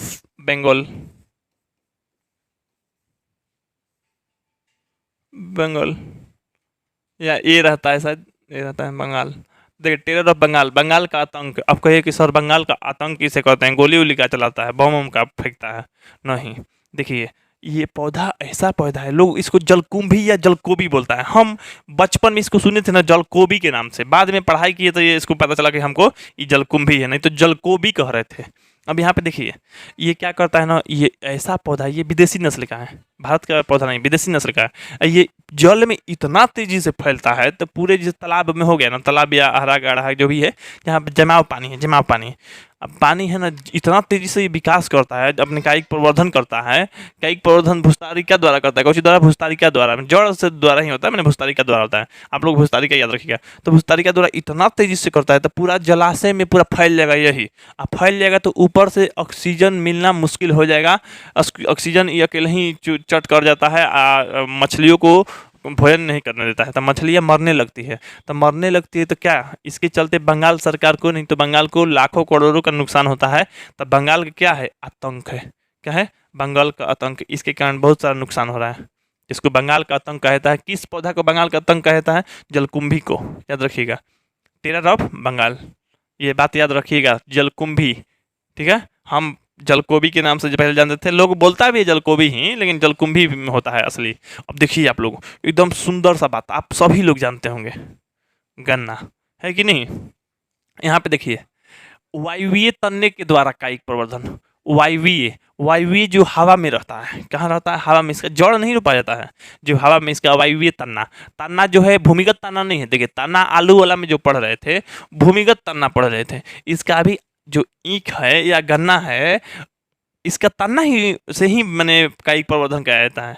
कायिक प्रवर्धन किसके द्वारा होता है? तन्ना से। लेकिन कौन सा तन्ना? तो वायवीय तन्ना, इसका भूमिगत तन्ना नहीं, वायवीय तन्ना। अब वायवीय तन्ना इस गन्ना के बारे में देखिए, जैसे ये गन्ना है ना, ये गन्ना है, तो गन्ना है तो गन्ना को काटना है, तो काटना है तो कैसे काटना है? तो ये आप लोगों को ये वाला रहना चाहिए, जो ये मैंने वृंत जैसा है, डंठल जैसा है, यहाँ पे ये चीज़ रहना चाहिए। आप काटिए बीच बीच में, जैसे मान लीजिए ये इतना हो गया तो यहाँ से काट दीजिए, यहाँ से लेके यहाँ तक काटिए। अब ये चीज़ विकसित करेगा, यहाँ से ही पौधा उगेगा, निकलेगा। आप लोगों को समझ में आ रहा होगा। तो देखिए आप लोग को जो गन्ना है, क्या है? गन्ना। तो यहाँ पे देखिए पर्ण द्वारा कायिक प्रवर्धन, तो यहाँ पर्ण द्वारा जानते हैं, तो खैर ये इसमें नहीं है। आप लोग को गन्ना में वायवीय तन्ना, आप लोग याद रखिएगा, एक क्वेश्चन प्रश्न अगर किया तो गन्ना में या ईख में कायिक प्रवर्धन किस भाग से होता है? तो वायवीय तन्ना से होता है। क्या होता है? वायवीय तन्ना से। इसको जान रहे हैं क्या कहता है? इसको जहाँ ये जो गन्ना है ये संधि कहता है, जिसे शायद संधि कुछ करके संधि कहता है, मतलब पर्ण संधि या कुछ ऐसे ही कुछ संधि कहता है, ठीक ना। इसको ये वाला संधि रहना चाहिए, तभी मैंने इनका विकास करा पाएंगे आप लोग, ठीक ना। आगे बढ़ते हैं आप लोगों को। अब आगे देखिए आप लोग, आगे जो है पर्ण द्वारा कायिक प्रवर्धन। पर्ण मैंने पत्ता। अब देख लीजिए, अब कहिए ना कि सर आप कहे थे दिखाने के लिए, दिखा भी रहे हैं। देखिए पर्ण माने पत्ता द्वारा। तो ओजी तो एक जगह रोक के एकदम समझा रहे थे, जहाँ एकदम समझाना था। अब आगे बढ़ते हुए भी समझाना था, तो आगे बढ़ते हुए समझा रहे हैं कि नहीं समझा रहे हैं? दिखा भी रहे हैं। ब्रायोफिल्म, बताइए बताए हैं कि नहीं? ब्रायोफिल्म, ब्रायोफिल्म को पत्थर चट्टा कहता है। क्या कहता है? पत्थर चट्टा। देखिए पत्तियों के किनारे पर पर्ण कलिकाएं उपस्थित होती है। अब पर्ण कलिका निकलता है, इसी द्वारा क्या होता है? वृद्धि होता है। ये देखिए पत्थर चट्टा है। अब पत्थर चट्टा की जो पौधा देख रहे हैं ना, तो इसमें देखिए ये पर्ण है, पर्ण मैंने पत्ता है। अब पत्ता जो है, तो पत्ता जो है यहाँ से देखिए ये सब विकास कर रहा है, ये सब विकास कर रहा है। यहाँ से क्या होगा? पौधा निकल जाएगा। ये सब बोला, ये सब इस यहाँ वाला दिख रहा है नहीं सब पौधा, यहाँ वाला ये सब हरा रंग के, तो पतई से नया नया पौधा निकल रहा है। धीरे धीरे ये जमीन से संपर्क बनाएगा, ये नया पौधा तैयार हो जाएगा। तो पत्ता से यहाँ पे विकास होता है। तो प्रश्न पूछ देगा आप लोग से, तो पर्ण द्वारा कायिक प्रवर्धन किसमें होता है? तो ब्रायोफिल्म में, नहीं तो पत्थर चट्टा में। इसका ही नाम ब्रायोफिल्म, इसका ही नाम पत्थर चट्टा है। इसको याद रखिएगा। तो पत्तियों के किनारे पे जो पर्ण कलिकाएं होती है, उसी कलिका से निकलता है। तो कहेगा, मान लीजिए तना द्वारा तो हो गया, जड़ द्वारा हो गया, भूस्तारिका, अंतर भूस्तारिका, ऊपरी भूस्तारिका द्वारा हो गया। अब यहाँ पे पत्ता द्वारा कौन होता है? तो अपने पर्ण मैंने पत्ती द्वारा। तो ये ब्रायोफिल्म या पत्थर चट्टा में होता है, जो कि आप लोग को दिखा दिए। बिगोनिया, क्या आप लोग को? बिगोनिया का जैसे पुष्प होता है, लोग लगाता है, शहरी क्षेत्रों में ही लगाता है, लोग देहात में इसको नहीं जानते हैं। तो ये देखिए ये क्या होते हैं? पत्तियों के पर्ण वृंत तथा पर्ण शिराओं पर स्थित कलिकाएं उपस्थित होती है। देखिए पर्णवृंत क्या होता है बताते हैं आप लोग को। जैसे देखिए, जैसे मान लीजिए ये पुष्प है, ये पुष्प है आप लोग को, ये पुष्प है, तो पुष्प है यहाँ पे पुष्प ऐसा ऐसा पुष्प है, ठीक। तो ये यहाँ पे आप लोगों को पुष्प हो गया, ये वाला क्या हो गया, पुष्प हो गया। हमको ज़्यादा फूल ड्राइंग बनाना नहीं होता है। चलिए जो जिसका भी आप लोग पुष्प मानना चाहते हैं मान लीजिएगा, ठीक है। ये पुष्प हो गया। तो ये पुष्प का जो डांटी है ना, इसको हम लोग पुष्प वृंत कहते हैं। क्या कहते हैं, पुष्प वृंत। पुष्प वृंत नहीं तो पेडिसेल का कहता है, पुष्प वृंत। डंठल भी कहा जाता है इसको, या डंडी भी बोला जाता है। तो इसको यार इसी को ना पकड़ के लोग प्रपोज करता है किसी को, तो ये पुष्प वृंत कहता है। तो वृंत मैंने डांटी कहिए या डंठल कहिए या डंडा कहिए या पेडिसेल कहिए, तो ये हो गया। लेकिन पत्ता हो गया, मान लीजिए ये पत्ता है, तो पत्ता हो गया। अब पत्ता हो गया तो इस तरह से देख लीजिए, तो ये जो पत्ता हो गया, यहाँ से डांटी जो हो गया यहाँ से, तो यहाँ पे ये क्या है, तो ये है आप लोग को पर्णवृंत। क्या है, पर्णवृंत है, पर्णवृंत। तो पर्णवृंत क्या, पर्णवृंत तथा पर्ण शिराओं पे पर्ण कलिका निकलती है, यही से विकास हो जाता है। देखिए ये भी अद्भुत है। बिगोनिया का जो पुष्प है पर्णवृंत से हो जाता है, माने पत्ती का जो डांटी होता है ये वाला भाग इससे हो जाता है। लोग पीपल के पत्ती का कैसे होता है, बहुत लंबा होता है, बड़ा होता है। पीपल के पत्ती का पर्णवृंत ये बहुत लंबा होता है ना, तो उससे ये पौधा निकल जाता है, पौधा का विकास हो जाता है।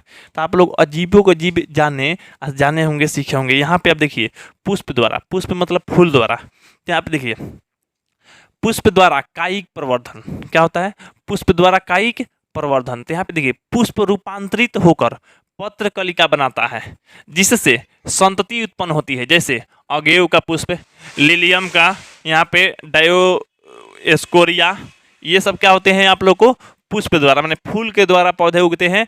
हमसे हमारी तरफ से आपको रिक्वेस्ट है एक, ये इंटरनेट पे सर्च कीजिएगा, अगेव का जो पौधा है उसके पुष्प से कैसे कलिका निकलती है, कायिक प्रवर्धन होता है, कैसे पौधा उगता है, इसके बारे में सर्च कर लीजिएगा इंटरनेट पे। लिलियम पे सर्च कर लीजिएगा, डायोस्कोरिया पे सर्च कर लीजिएगा, ठीक है। हम नहीं चित्र दिखाए हैं, वो तो बात अलग है, ठीक है ना, क्योंकि पीडीएफ तैयार करने में भी टाइम बहुत सारा लगता है। आप लोगों का सपोर्ट रहा तो इससे भी अच्छा पीडीएफ बना के देंगे, आप लोगों को क्लास चलाते रहेंगे, पढ़ाते रहेंगे। आगे देखिए यहाँ पे देखिए कृत्रिम कायिक प्रवर्धन जो है ना, माने आर्टिफिशियल वेजिटेटिव प्रोपेगेशन।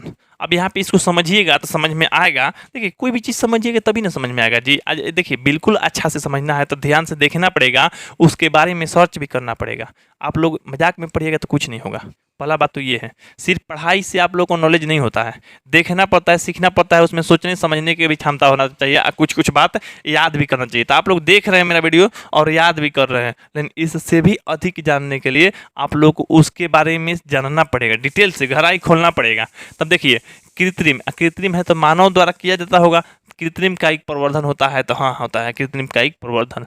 अब देखिए कायिक प्रवर्धन कृत्रिम रूप से भी किया जाता है, जिसमें पादप के किसी का कायिक भाग उपयोग करके पौधे तैयार किए जाते हैं। जानते हैं काटा जाता है, पौधा को काट के उगाया जाता है, माने काटिएगा ना तो उसमें क्या होता है, कृत्रिम प्रवर्धन होगा। क्या होगा, कृत्रिम माने कायिक प्रवर्धन काट दीजिए और कृत्रिम प्रवर्धन कराइए। क्या कराइए, कृत्रिम प्रवर्धन कराइए और उसके कायिक भाग को काटिए। कौची काटिए, कायिक भाग। कायिक भाग बता रहे थे ना, कितना पौधा के कायिक भाग बताए हैं आप लोग को।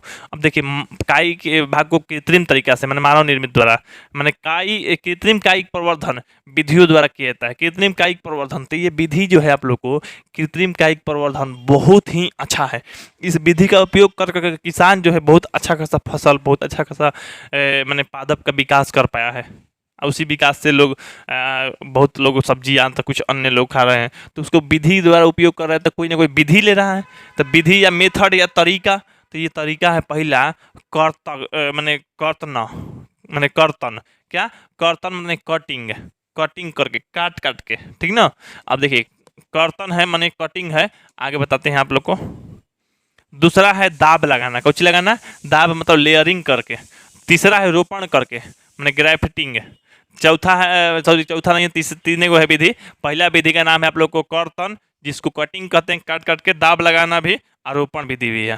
ठीक है, अब देखिए पहला आप लोग को कटिंग है ना, मतलब वो कर्तन है, तो कर्तन विधि के बारे में देखते हैं। ये है आप लोग को कृत्रिम विधि का पहला विधि तरीका। तो देखिए कृत्रिम प्रवर्धन का पहला विधि देखिए, इसमें पादप के किसी कायिक भाग को लेकर उसे भूमि में रोपित कर दिया जाता है, जिसे नया पादप मतलब नया पौधा तैयार हो। जैसे स्तंभ कर्तन, क्या होता है स्तंभ कर्तन माने स्टेम कटिंग। इस विधि में पौधे के स्तंभ या किसी टहनी के छोटे टुकड़े को काटकर जमीन में रोप दिया जाता है, जिससे नया पादप तैयार हो जाता है, में नया पौधा तैयार हो जाता है। जैसे मेहंदी क्या बताए हैं, मूंगा का बताए हैं, पेक्ची जो है ये मूंगा माने सहेजन जो होता है, या कुछ अन्य पौधे, गुलाब का भी पौधा होता है, तो उसके तने को क्या किया जाता है, काट के जमीन में लगा दीजिए। जैसे किसी पेड़ पौधा को काट देते हैं, काट के उसका जमीन में लगा देते हैं, थोड़ा बहुत नमी वाला स्थान पर रहता है तो लग जाता है, तो वो क्या करना कहता है, तो ये आप लोग को विधि जो होता है स्तंभ कर्तन में आता है, मैंने स्टेम कटिंग में आता है। लोग करके बहुत सारा पौधा उगाता भी है कि नहीं, आप लोग जानते भी होंगे। आगे देखिए, टहनी के उस छोटे टुकड़े को हार्मोन में रखने से मूल निर्माण की प्रक्रिया तेजी से होती है। अब देखिए उसके हार्मोन में रखिएगा टहनी को, तो क्या होगा आप लोगों को, इसको मूल जो प्रक्रिया तेजी से होगा। जैसे मान लीजिए आप लोग को अब इसको काट के कैसे रखना होता है, देखिए बताते हैं आप लोग को, ध्यान दीजिएगा। जैसे मान लीजिए ये बांस है, बांस हो गया। अब बांस का कोई पौधा है, अब बांस का पौधा है, तो यहाँ से आप काट दीजिए, आधा काट के निकाल दीजिए यहाँ पे। तो यहाँ पे हम देखिए यहाँ पे काट के निकाल देते हैं, इसे मान लीजिए काट के हम निकाल देते हैं यहाँ से मान लीजिए यहाँ तक है ये पौधा, छील के निकाल देते हैं इतना है ना। इसमें कहीं से मान लीजिए नया पौधा तोड़ के लाते हैं, इसमें लगा देते हैं ना, ऐसे कनेक्ट कर लेते हैं, टेप मार देते हैं, जोड़ देते हैं, तो इसे पता निकलने लगेगा। तो हाँ पता निकलने लगेगा कन्फर्म। अब जान रहे का है, ये पेड़ के अंदर इसका ही हार्मोन है, क्या है, इसका ही हार्मोन में रखने से क्या होता है, मूल निर्माण की प्रक्रिया तेज हो जाती है, आई तेजी से बढ़ने लगे, तेजी से विकास करने लगेगा। कौन पौधा, जैसे मान लीजिए अमरूद का है या पीपल का है, अमरूद वाला, जैसे अमरूद है तो अमरूद के यहाँ पे गड्ढा कीजिए, गड्ढा करके कहीं से तोड़ के लाइए, एक नया पौधा वाला मैंने तना ऐसे में चिपका के टेप मार दीजिए, वहाँ से थोड़ा विकास ज़्यादा कर सकता है, तेजी से कर सकता है, उसका ही हार्मोन रहेगा। तो चलिए उदाहरण के लिए गन्ना का कटिंग किया जाता है कि नहीं किया जाता है, गन्ना काट के लगाया जाता है, तो कौन करता है, बंदर, मनुष्य ने करता है, तब मानव द्वारा किया जा रहा था, कृत्रिम हो गया ये विधि, ठीक ना। गुलाब का भी मैंने काट के पौधा का उसको जमीन में रोप दिया जाता है, और वहाँ से पौधा जो है नया पौधा बन जाता है। बोगनविलिया इसी तरह से, चमेली का भी उसी तरह से लगाया जाता है। अंगूर का भी तना काट काट कर लगा देता है, रोप देता है, उस तरह से। अंगूर के तो बीज होता नहीं है, तो आप लोग अंगूर को इसी तरह से रोपते हैं। देखिए तो लोग बोलता है बीज सर होता है, तो बीज से भी विकास होता है, लेकिन तना से ज़्यादा विकास होता है अंगूर का, याद रखिएगा, तना को काट के। अब ये आदि हो गया, ठीक ना।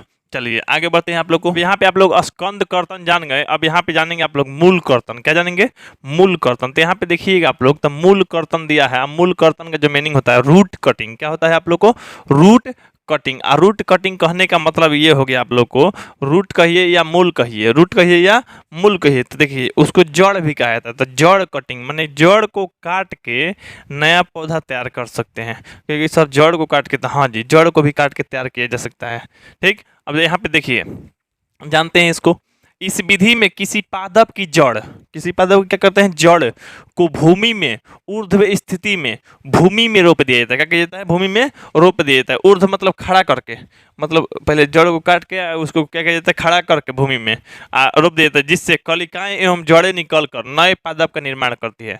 नया पादप क्या कर लेगा, निर्माण कर लेगा, नया पादप में पौधा बन जाएगा, ठीक ना। तो कभी भी पौधा को खड़ा करके हम लोग रोपेंगे, कब, ये मूल कर्तन में, ठीक ना।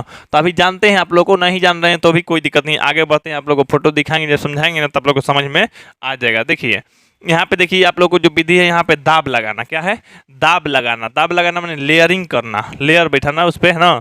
देखिए इस विधि में शाखाओं या तने से जड़ निकलते हैं, ऐसा विधि लगाइए, ऐसा विधि अपनाइए। शाखा या डाढ़ जो है उससे तना कहिए, तो तना से क्या निकले, जड़ निकले, तो शाखा या जो तना से जड़ निकल जाए, जड़ निकाल लीजिएगा, जड़ निकल जाएगा, तो नया पौधा तो लग ही जाएगा, नया पौधा लग जाएगा। तो इस तरह से नया पौधा का विकास हो गया, यानी जनन प्रजनन हो गया, यानी लग गया। तो दाब लगाने वाला विधि से भी पौधा तैयार किया जाता है, ठीक है। तो ये सब आप लोग जो इंटरनेट पे सर्च कीजिएगा तो देखने के लिए भी मिल जाएगा। यहाँ पे आप देखिए आप लोग टीला दाब लगाना, क्या, टीला दाब लगाना। तो यहाँ पे देखिए आप लोग टीला दाब लगाना, इस तकनीक में पौधे की ऐसी शाखा को जमीन में दबा दिया जाता है, चाहे दबाया जाता है, जिस पर एक से अधिक पर्व संधियाँ पाई जाती है। पर्व संधि क्या, जैसे मान लीजिए ईख देखे हैं ना आप लोग, तो ईख देखे हैं तो ईख में क्या है, ये इस तरह से जोड़ था आप लोग को, तो ईख में ये पर्व संधि है। तो ऐसा पौधा पाया जाता है जो कि एक से अधिक पर्व संधियाँ पाई जाती है, ताकि पर्व संधियों से अपस्थानिक जड़ें निकलने लगे। अपस्थानिक जड़ निकल जाएगा। अब अपस्थानिक जड़ें निकलने लगती है तो इसे अपने जनक पादप से काट कर, जब जब जड़ निकलने लगा तो जनक पादप से काट दीजिए, और काट के क्या कर दीजिए, अलग पादप के रूप में उगाया जाता है। अब अलगे इसको रोप दीजिए। ऐसा चमेली और मोगरा में किया जाता है। चमेली और मोगरा में इसी तरह से इसी विधि का उपयोग करके मैंने उसका पौधा तैयार किया जाता है। ठीक ना, आप लोग इंटरनेट पे देख लीजिएगा, समझ लीजिएगा। अब देखिए, वायु दाब लगाना, क्या करना, वायु दाब लगाना माने एयर लेयरिंग, एयर लेयरिंग करना। तो वायु दाब लगाना आप लोग को भी विधि है, इसके द्वारा भी पादप या पेड़ पौधे लगाए जाते हैं, तैयार किए जाते हैं। अब देखिए आप लोग, तो यहाँ पे देखिएगा वायु दाब लगाना, तो यहाँ पे देखिए इस विधि का प्रयोग वृक्ष की किसी शाखा में कृत्रिम रूप से जड़ का निर्माण किया जाता है। देखिए, रुकिए बता रहे हैं। वायु दाब लगाना, मान लीजिए आप लोग कितने इसे कोई शाखा हो गया, कोई शाखा है या कोई पादप हो गया, तो ये पादप हो गया। इस पादप के क्या कह रहा है, शाखा में, ये पेड़ के मान लीजिए शाखा हो गया, डाढ़ हो गया, तो शाखा में ही ये पौधा का जड़ लगा दीजिए, माने कृत्रिम रूप से जड़ का निर्माण किया था। देखिए, ये आप लोगों को शाखा है, तो शाखा में जड़ कैसे बनेगा, तो जड़ लगाया जाता है, बताते हैं आप लोगों को। लगाने के लिए किया जाता है, इसके लिए पादप के किसी मोटी शाखा को चुनकर उसके चारों ओर से छाल को एक वलय के रूप में हटा देता है, मैंने चारों ओर से छाल इसके छील देंगे। जैसे मान लीजिए ये लकड़ी है, तो इसके छाल जो है ऊपर में चारों तरफ से क्या करेंगे, छील देंगे। हम दिखाएंगे आप लोगों को फोटो, छील देंगे को एक वलय के रूप में हटा दिया जाता है। जिसे कहने का मतलब कैसे हटा दिया जाता है, तो आप लोग अगर देखना चाहिए तो ऐसे समझिए, ऐसे यहाँ पे देखिए, जैसे देखिए हम दिखाते हैं आप लोग को वलय के रूप में कैसे हटाया जाता है। ये आप लोगों को जैसे छाल अगर छीलना हो तो देखिए यहाँ पे देखिए, ये क्या किया गया है, चारों ओर से छाल इसके छील लिया गया ना, तो इसी तरह से आप लोग को मोटा वलय वाला छील लिया जाता है। ठीक है, वलयाकार में चारों तरफ से एक ऐसे जो रहती है इसका छाल छील लेंगे। ठीक, अब यहाँ पे देखिए कह रहा है छाल हटा दीजिए, तो इस छाल को हटा, यहाँ पे देखिए मोटी शाखा को चुनकर उसके चारों ओर से छाल को एक वलय के रूप में हटा दिया जाता है, तथा इस छाल मैंने हटाए गए छाल को, इस छाल के हटाए हुए भाग को गीली मिट्टी, रुई या मोस के द्वारा ढक दिया जाता है, तथा इसे नम रखने के लिए किसी पात्र से या बर्तन से जोड़ देते हैं। अब मान लीजिए ये आप उसका छाल छील दिए हैं, तो उसमें पानी देना जरूरी है, तब ना जड़ जमेगा, तो जड़ आने के लिए पानी दे देता है। अब पानी दे देता है तो ये बूंद बूंद मैंने पानी प्रदान कराया जाता है, मैंने थोड़ा सा मिलता रहे, नमी मिलता रहे। ठीक ना, यहाँ नाम लिखा गया लेकिन नमी होगा, ठीक ना, या नमी या नम होगा।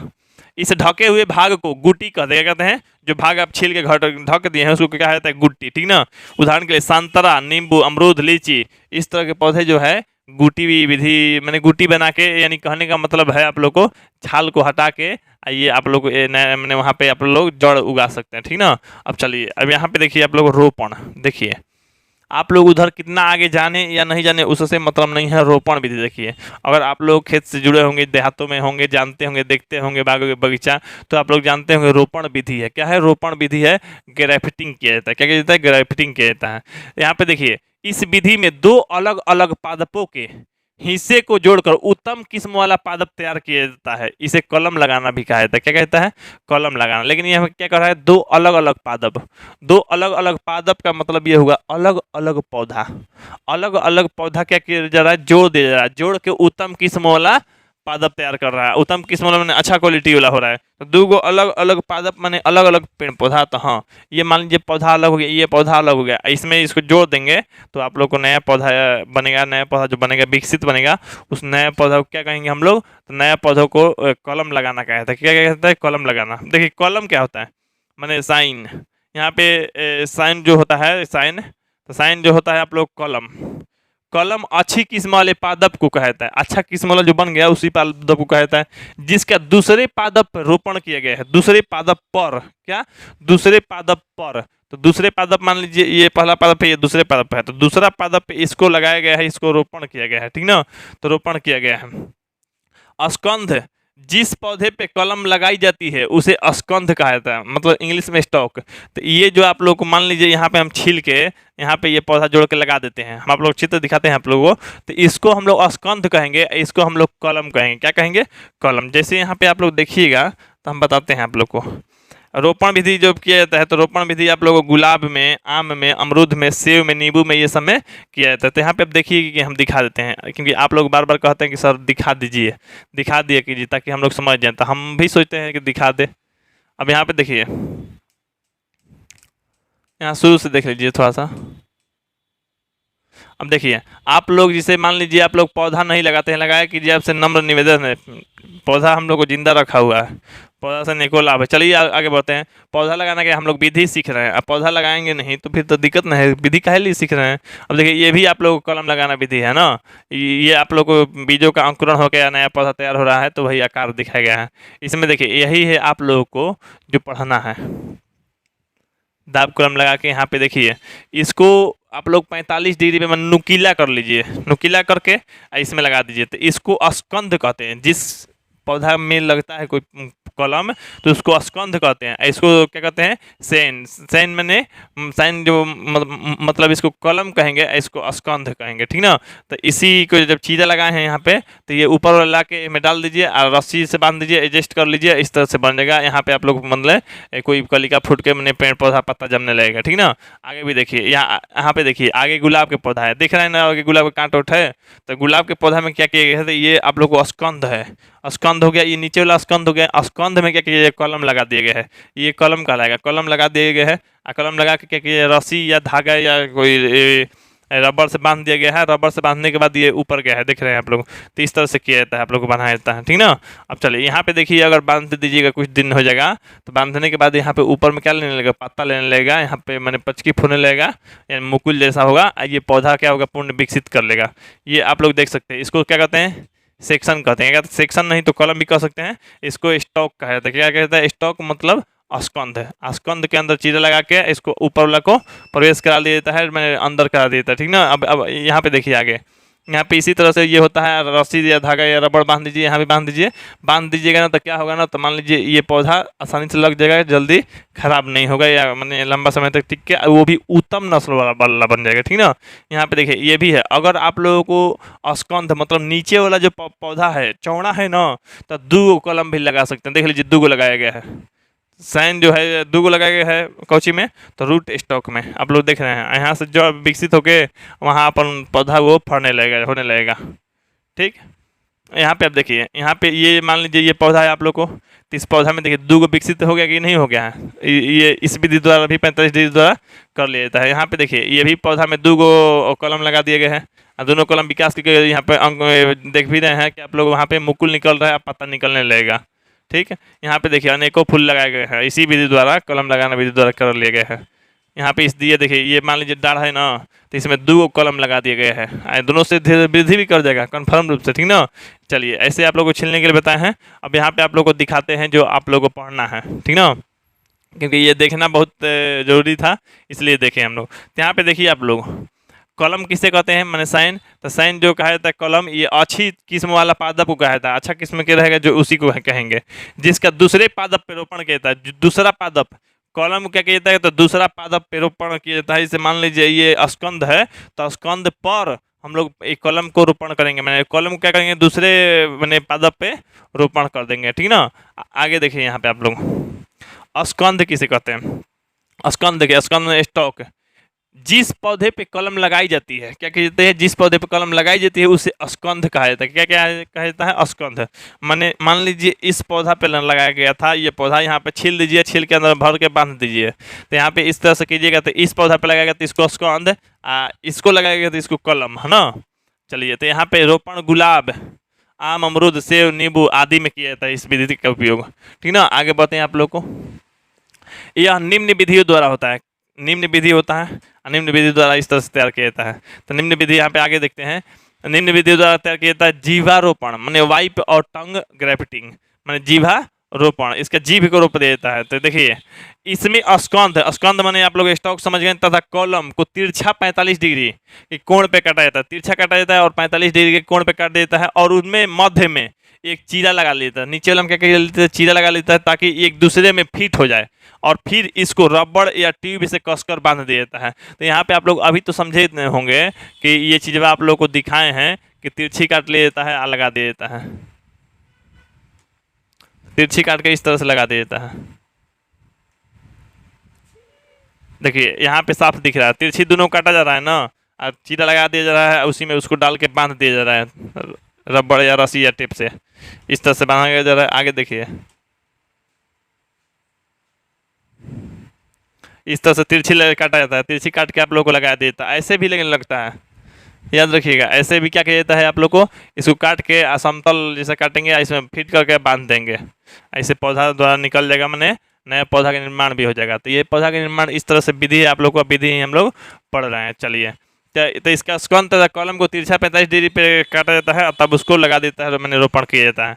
अब देखिए फचर रोपण, क्या फचर रोपण मैंने व्यक्त ग्राफ्टिंग।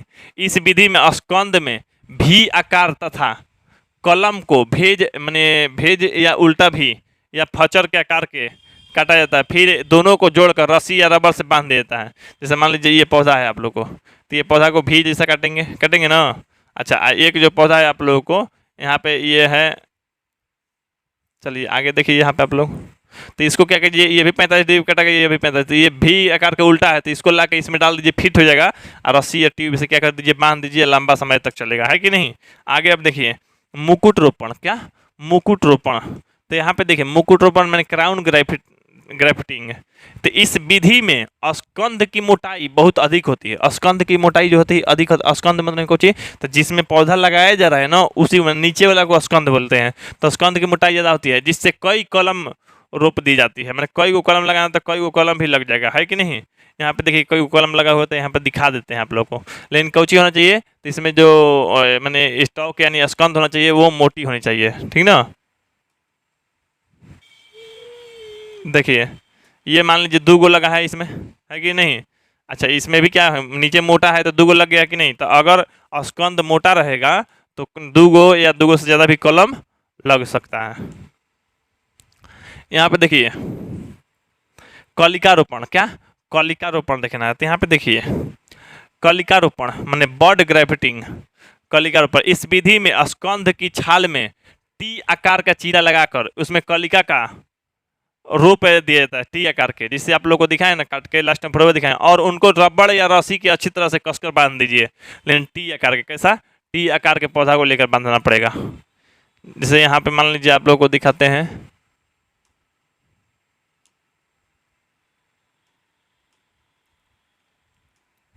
देखिए टी आकार के, ये टी आकार के मैंने ये कर दीजिए, काट दीजिए, काटने के बाद इसको भी टी आकार के मैंने चौड़ा कर दीजिए, और दोनों को सटा दीजिए, सटा के रस्सी या धागा से बांध दीजिए। तो ये सब भी आप लोग को विधि है, आप लोग को पता चल चुका होगा। इस तरह से तिरछी क्या कर रहे हैं, तिरछी करके 45 डिग्री पे काट दे रहे हैं, इसको इसमें ला के एडजस्ट करके नीचे से पूरे धागा से हम बांध देंगे, ये भी पौधा हो जाएगा, ये भी पौधा तैयार हो जाएगा, है कि नहीं।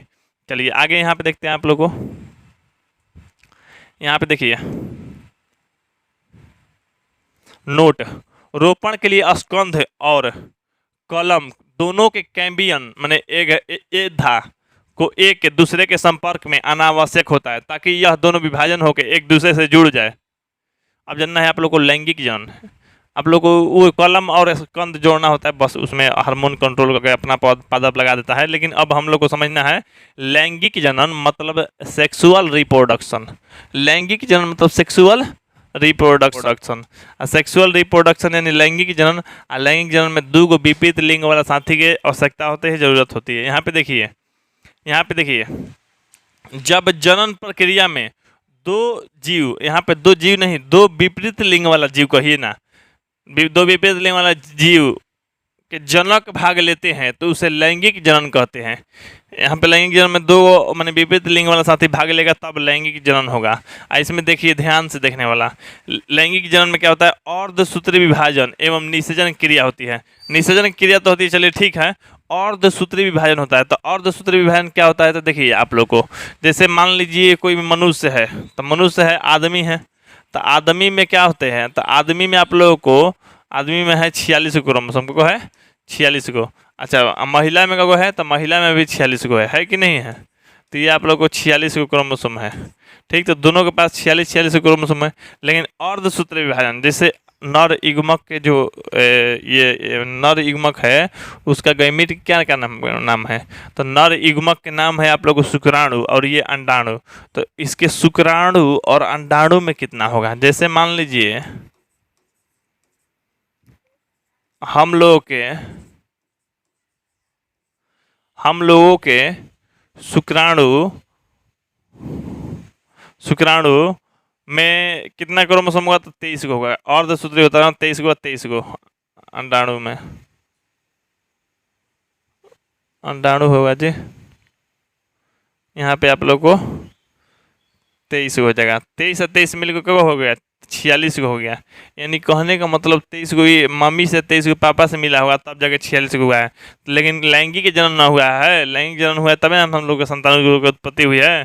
तो लैंगिक जन्म में अर्धसूत्री विभाजन होता है, हमेशा आधा होता है, नहीं तो हर बार ज़्यादा होता है। तो कैसे सर? तो देखिए हमारे परदादा में 46 क्रोमोसोम और परदादी में 46 क्रोमोसोम था। तो वो लोग अगर अर्धसूत्री विभाजन नहीं होता तो 46 को मिल के मैंने ये 92 गो मैंने क्रोमोसोम मिलने वाला संतान उत्पत्ति करते। फिर 92 गोला के शादी होता है 92 गोले से, तो 92 मन में करके शादी करता, जो कि गलत था ना। तो अर्धसूत्री विभाजन होता है और निषेचन की क्रिया भी होती है। दूसरा है नर युग्मक एवं मादा युग्मक बनते हैं। नर युग्मक भी बनता है और मादा युग्मक भी बनता है। इसको युग्मक जनन कहता है, युग्मक जनन।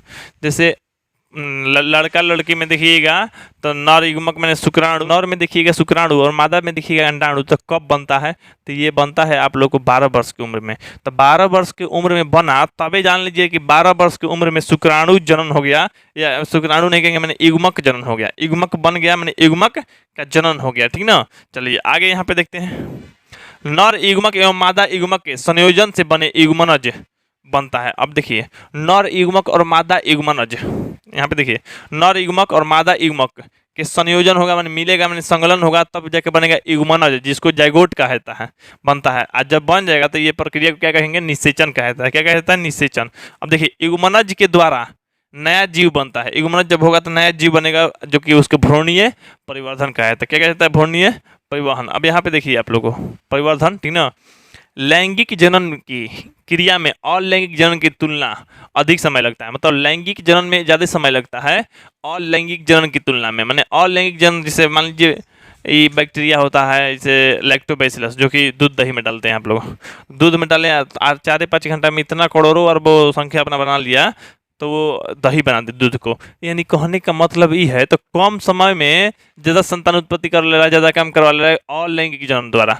लेकिन लैंगिक जनन में क्या है ना, तो मतलब इसको जनन करने में क्या लगता है? अधिक समय लगता है। क्या? अलैंगिक माने लैंगिक जनन में, ठीक ना। जैसे मनुष्य के लिए 270 दिन है, 270 दिन के आसपास, तो इसको 9 महीना भी कहा जाता है। तुलना अवधि के समय लगता है। यह अलैंगिक जनन की तुलना में जटिल प्राणी है। जैसे अलैंगिक वाला एकदम सरल होता है, आसान होता है, लेकिन लैंगिक जनन वाला क्या होता है? मैंने थोड़ा सा जटिल होता है। अब देखिए आप लोगों को जान गए, तो आप लोगों में जानना है कुछ अन्य बात। जैसे आप लोग कहेगा कि सर एकदम समझाइए, तो आप जैसे डिटेल्स से बताए हैं। तो देखिए आप लोग को बता रहे हैं, एक आदमी एक बता दे रहे हैं आप लोग को औरत। देखिए तो ये दोनों में क्या होते हैं? 44 को क्रोमोसोम एक जैसा, मैंने ऑटोसोम कहा जाता है। और 2 को जो होता है आप लोग को, ये आप लोग को सेक्स क्रोमोसोम या लिंग क्रोमोसोम कहा जाता है। जो आदमी में XY होगा ना, आदमी में क्या होगा? XY। औरत में भी 44 को ऑटोसोम मैंने एक जैसा, और यहाँ पे आप लोग को इसको कहा जाता है आप लोग को X और X क्रोमोसोम, ठीक ना, X और X। तो इसके जो युग्मनज होंगे नर युग्मक, तो नर युग्मक कहिए, तो नर युग्मक कहिए शुक्राणु। कौन होता है? शुक्राणु। नर युग्मक शुक्राणु कहता है। मादा युग्मक जो है, मादा युग्मक जो है अंडाणु है। क्या है? अंडाणु। अब अंडाणु में पूछिए क्रोमोसोम होता है, तो अर्धसूत्री विभाजन, क्योंकि लैंगिक जनन होता है हम लोग में, लैंगिक जनन होता है तो अर्धसूत्री विभाजन, माने हम लोग के प्रत्येक शुक्राणु में कितने क्रोमोसोम होंगे? 23 गो। शुक्राणु में 23 गो। हम लोग के पूरा शरीरवा में होता है 46 गो, लेकिन हम लोग में कितना होता है? 23 गो। मैंने सॉरी, मैंने हम लोग में 46 होता है, लेकिन हम लोग के प्रत्येक जो शुक्राणु है, शुक्राणु में वो 23 गो ही होता है।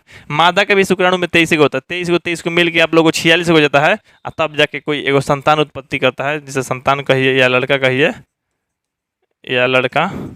तो ये लड़का जब जन्म लेता है आप लोगों को, तो इसकी क्रोमोसोम की संख्या क्या रहती है, लगभग वो समान हो जाती है। कब?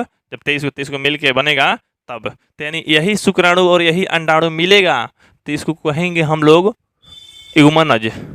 ये प्रक्रिया हुआ है तो निषेचन कहेंगे। निषेचन के बाद क्या बन जाता है, युग्मनज। युग्मनज धीरे धीरे क्या होता है, युग्मनज जो बन गया वो चला जाएगा गर्भाशय में। युग्मनज को जैगोट भी कहते हैं। तो गर्भाशय में जाकर पलने लगेगा, और तब 9 महीने बाद उसके माँ को प्रसव होगा, माने बच्चा बाहर निकलेगा तो प्रसव के बाद ही दूध स्राव ग्रंथि होता है। तो इस तरह से आप लोग को होता है। थोड़ा संक्षेप में बता दिए आप लोग को, ठीक ना।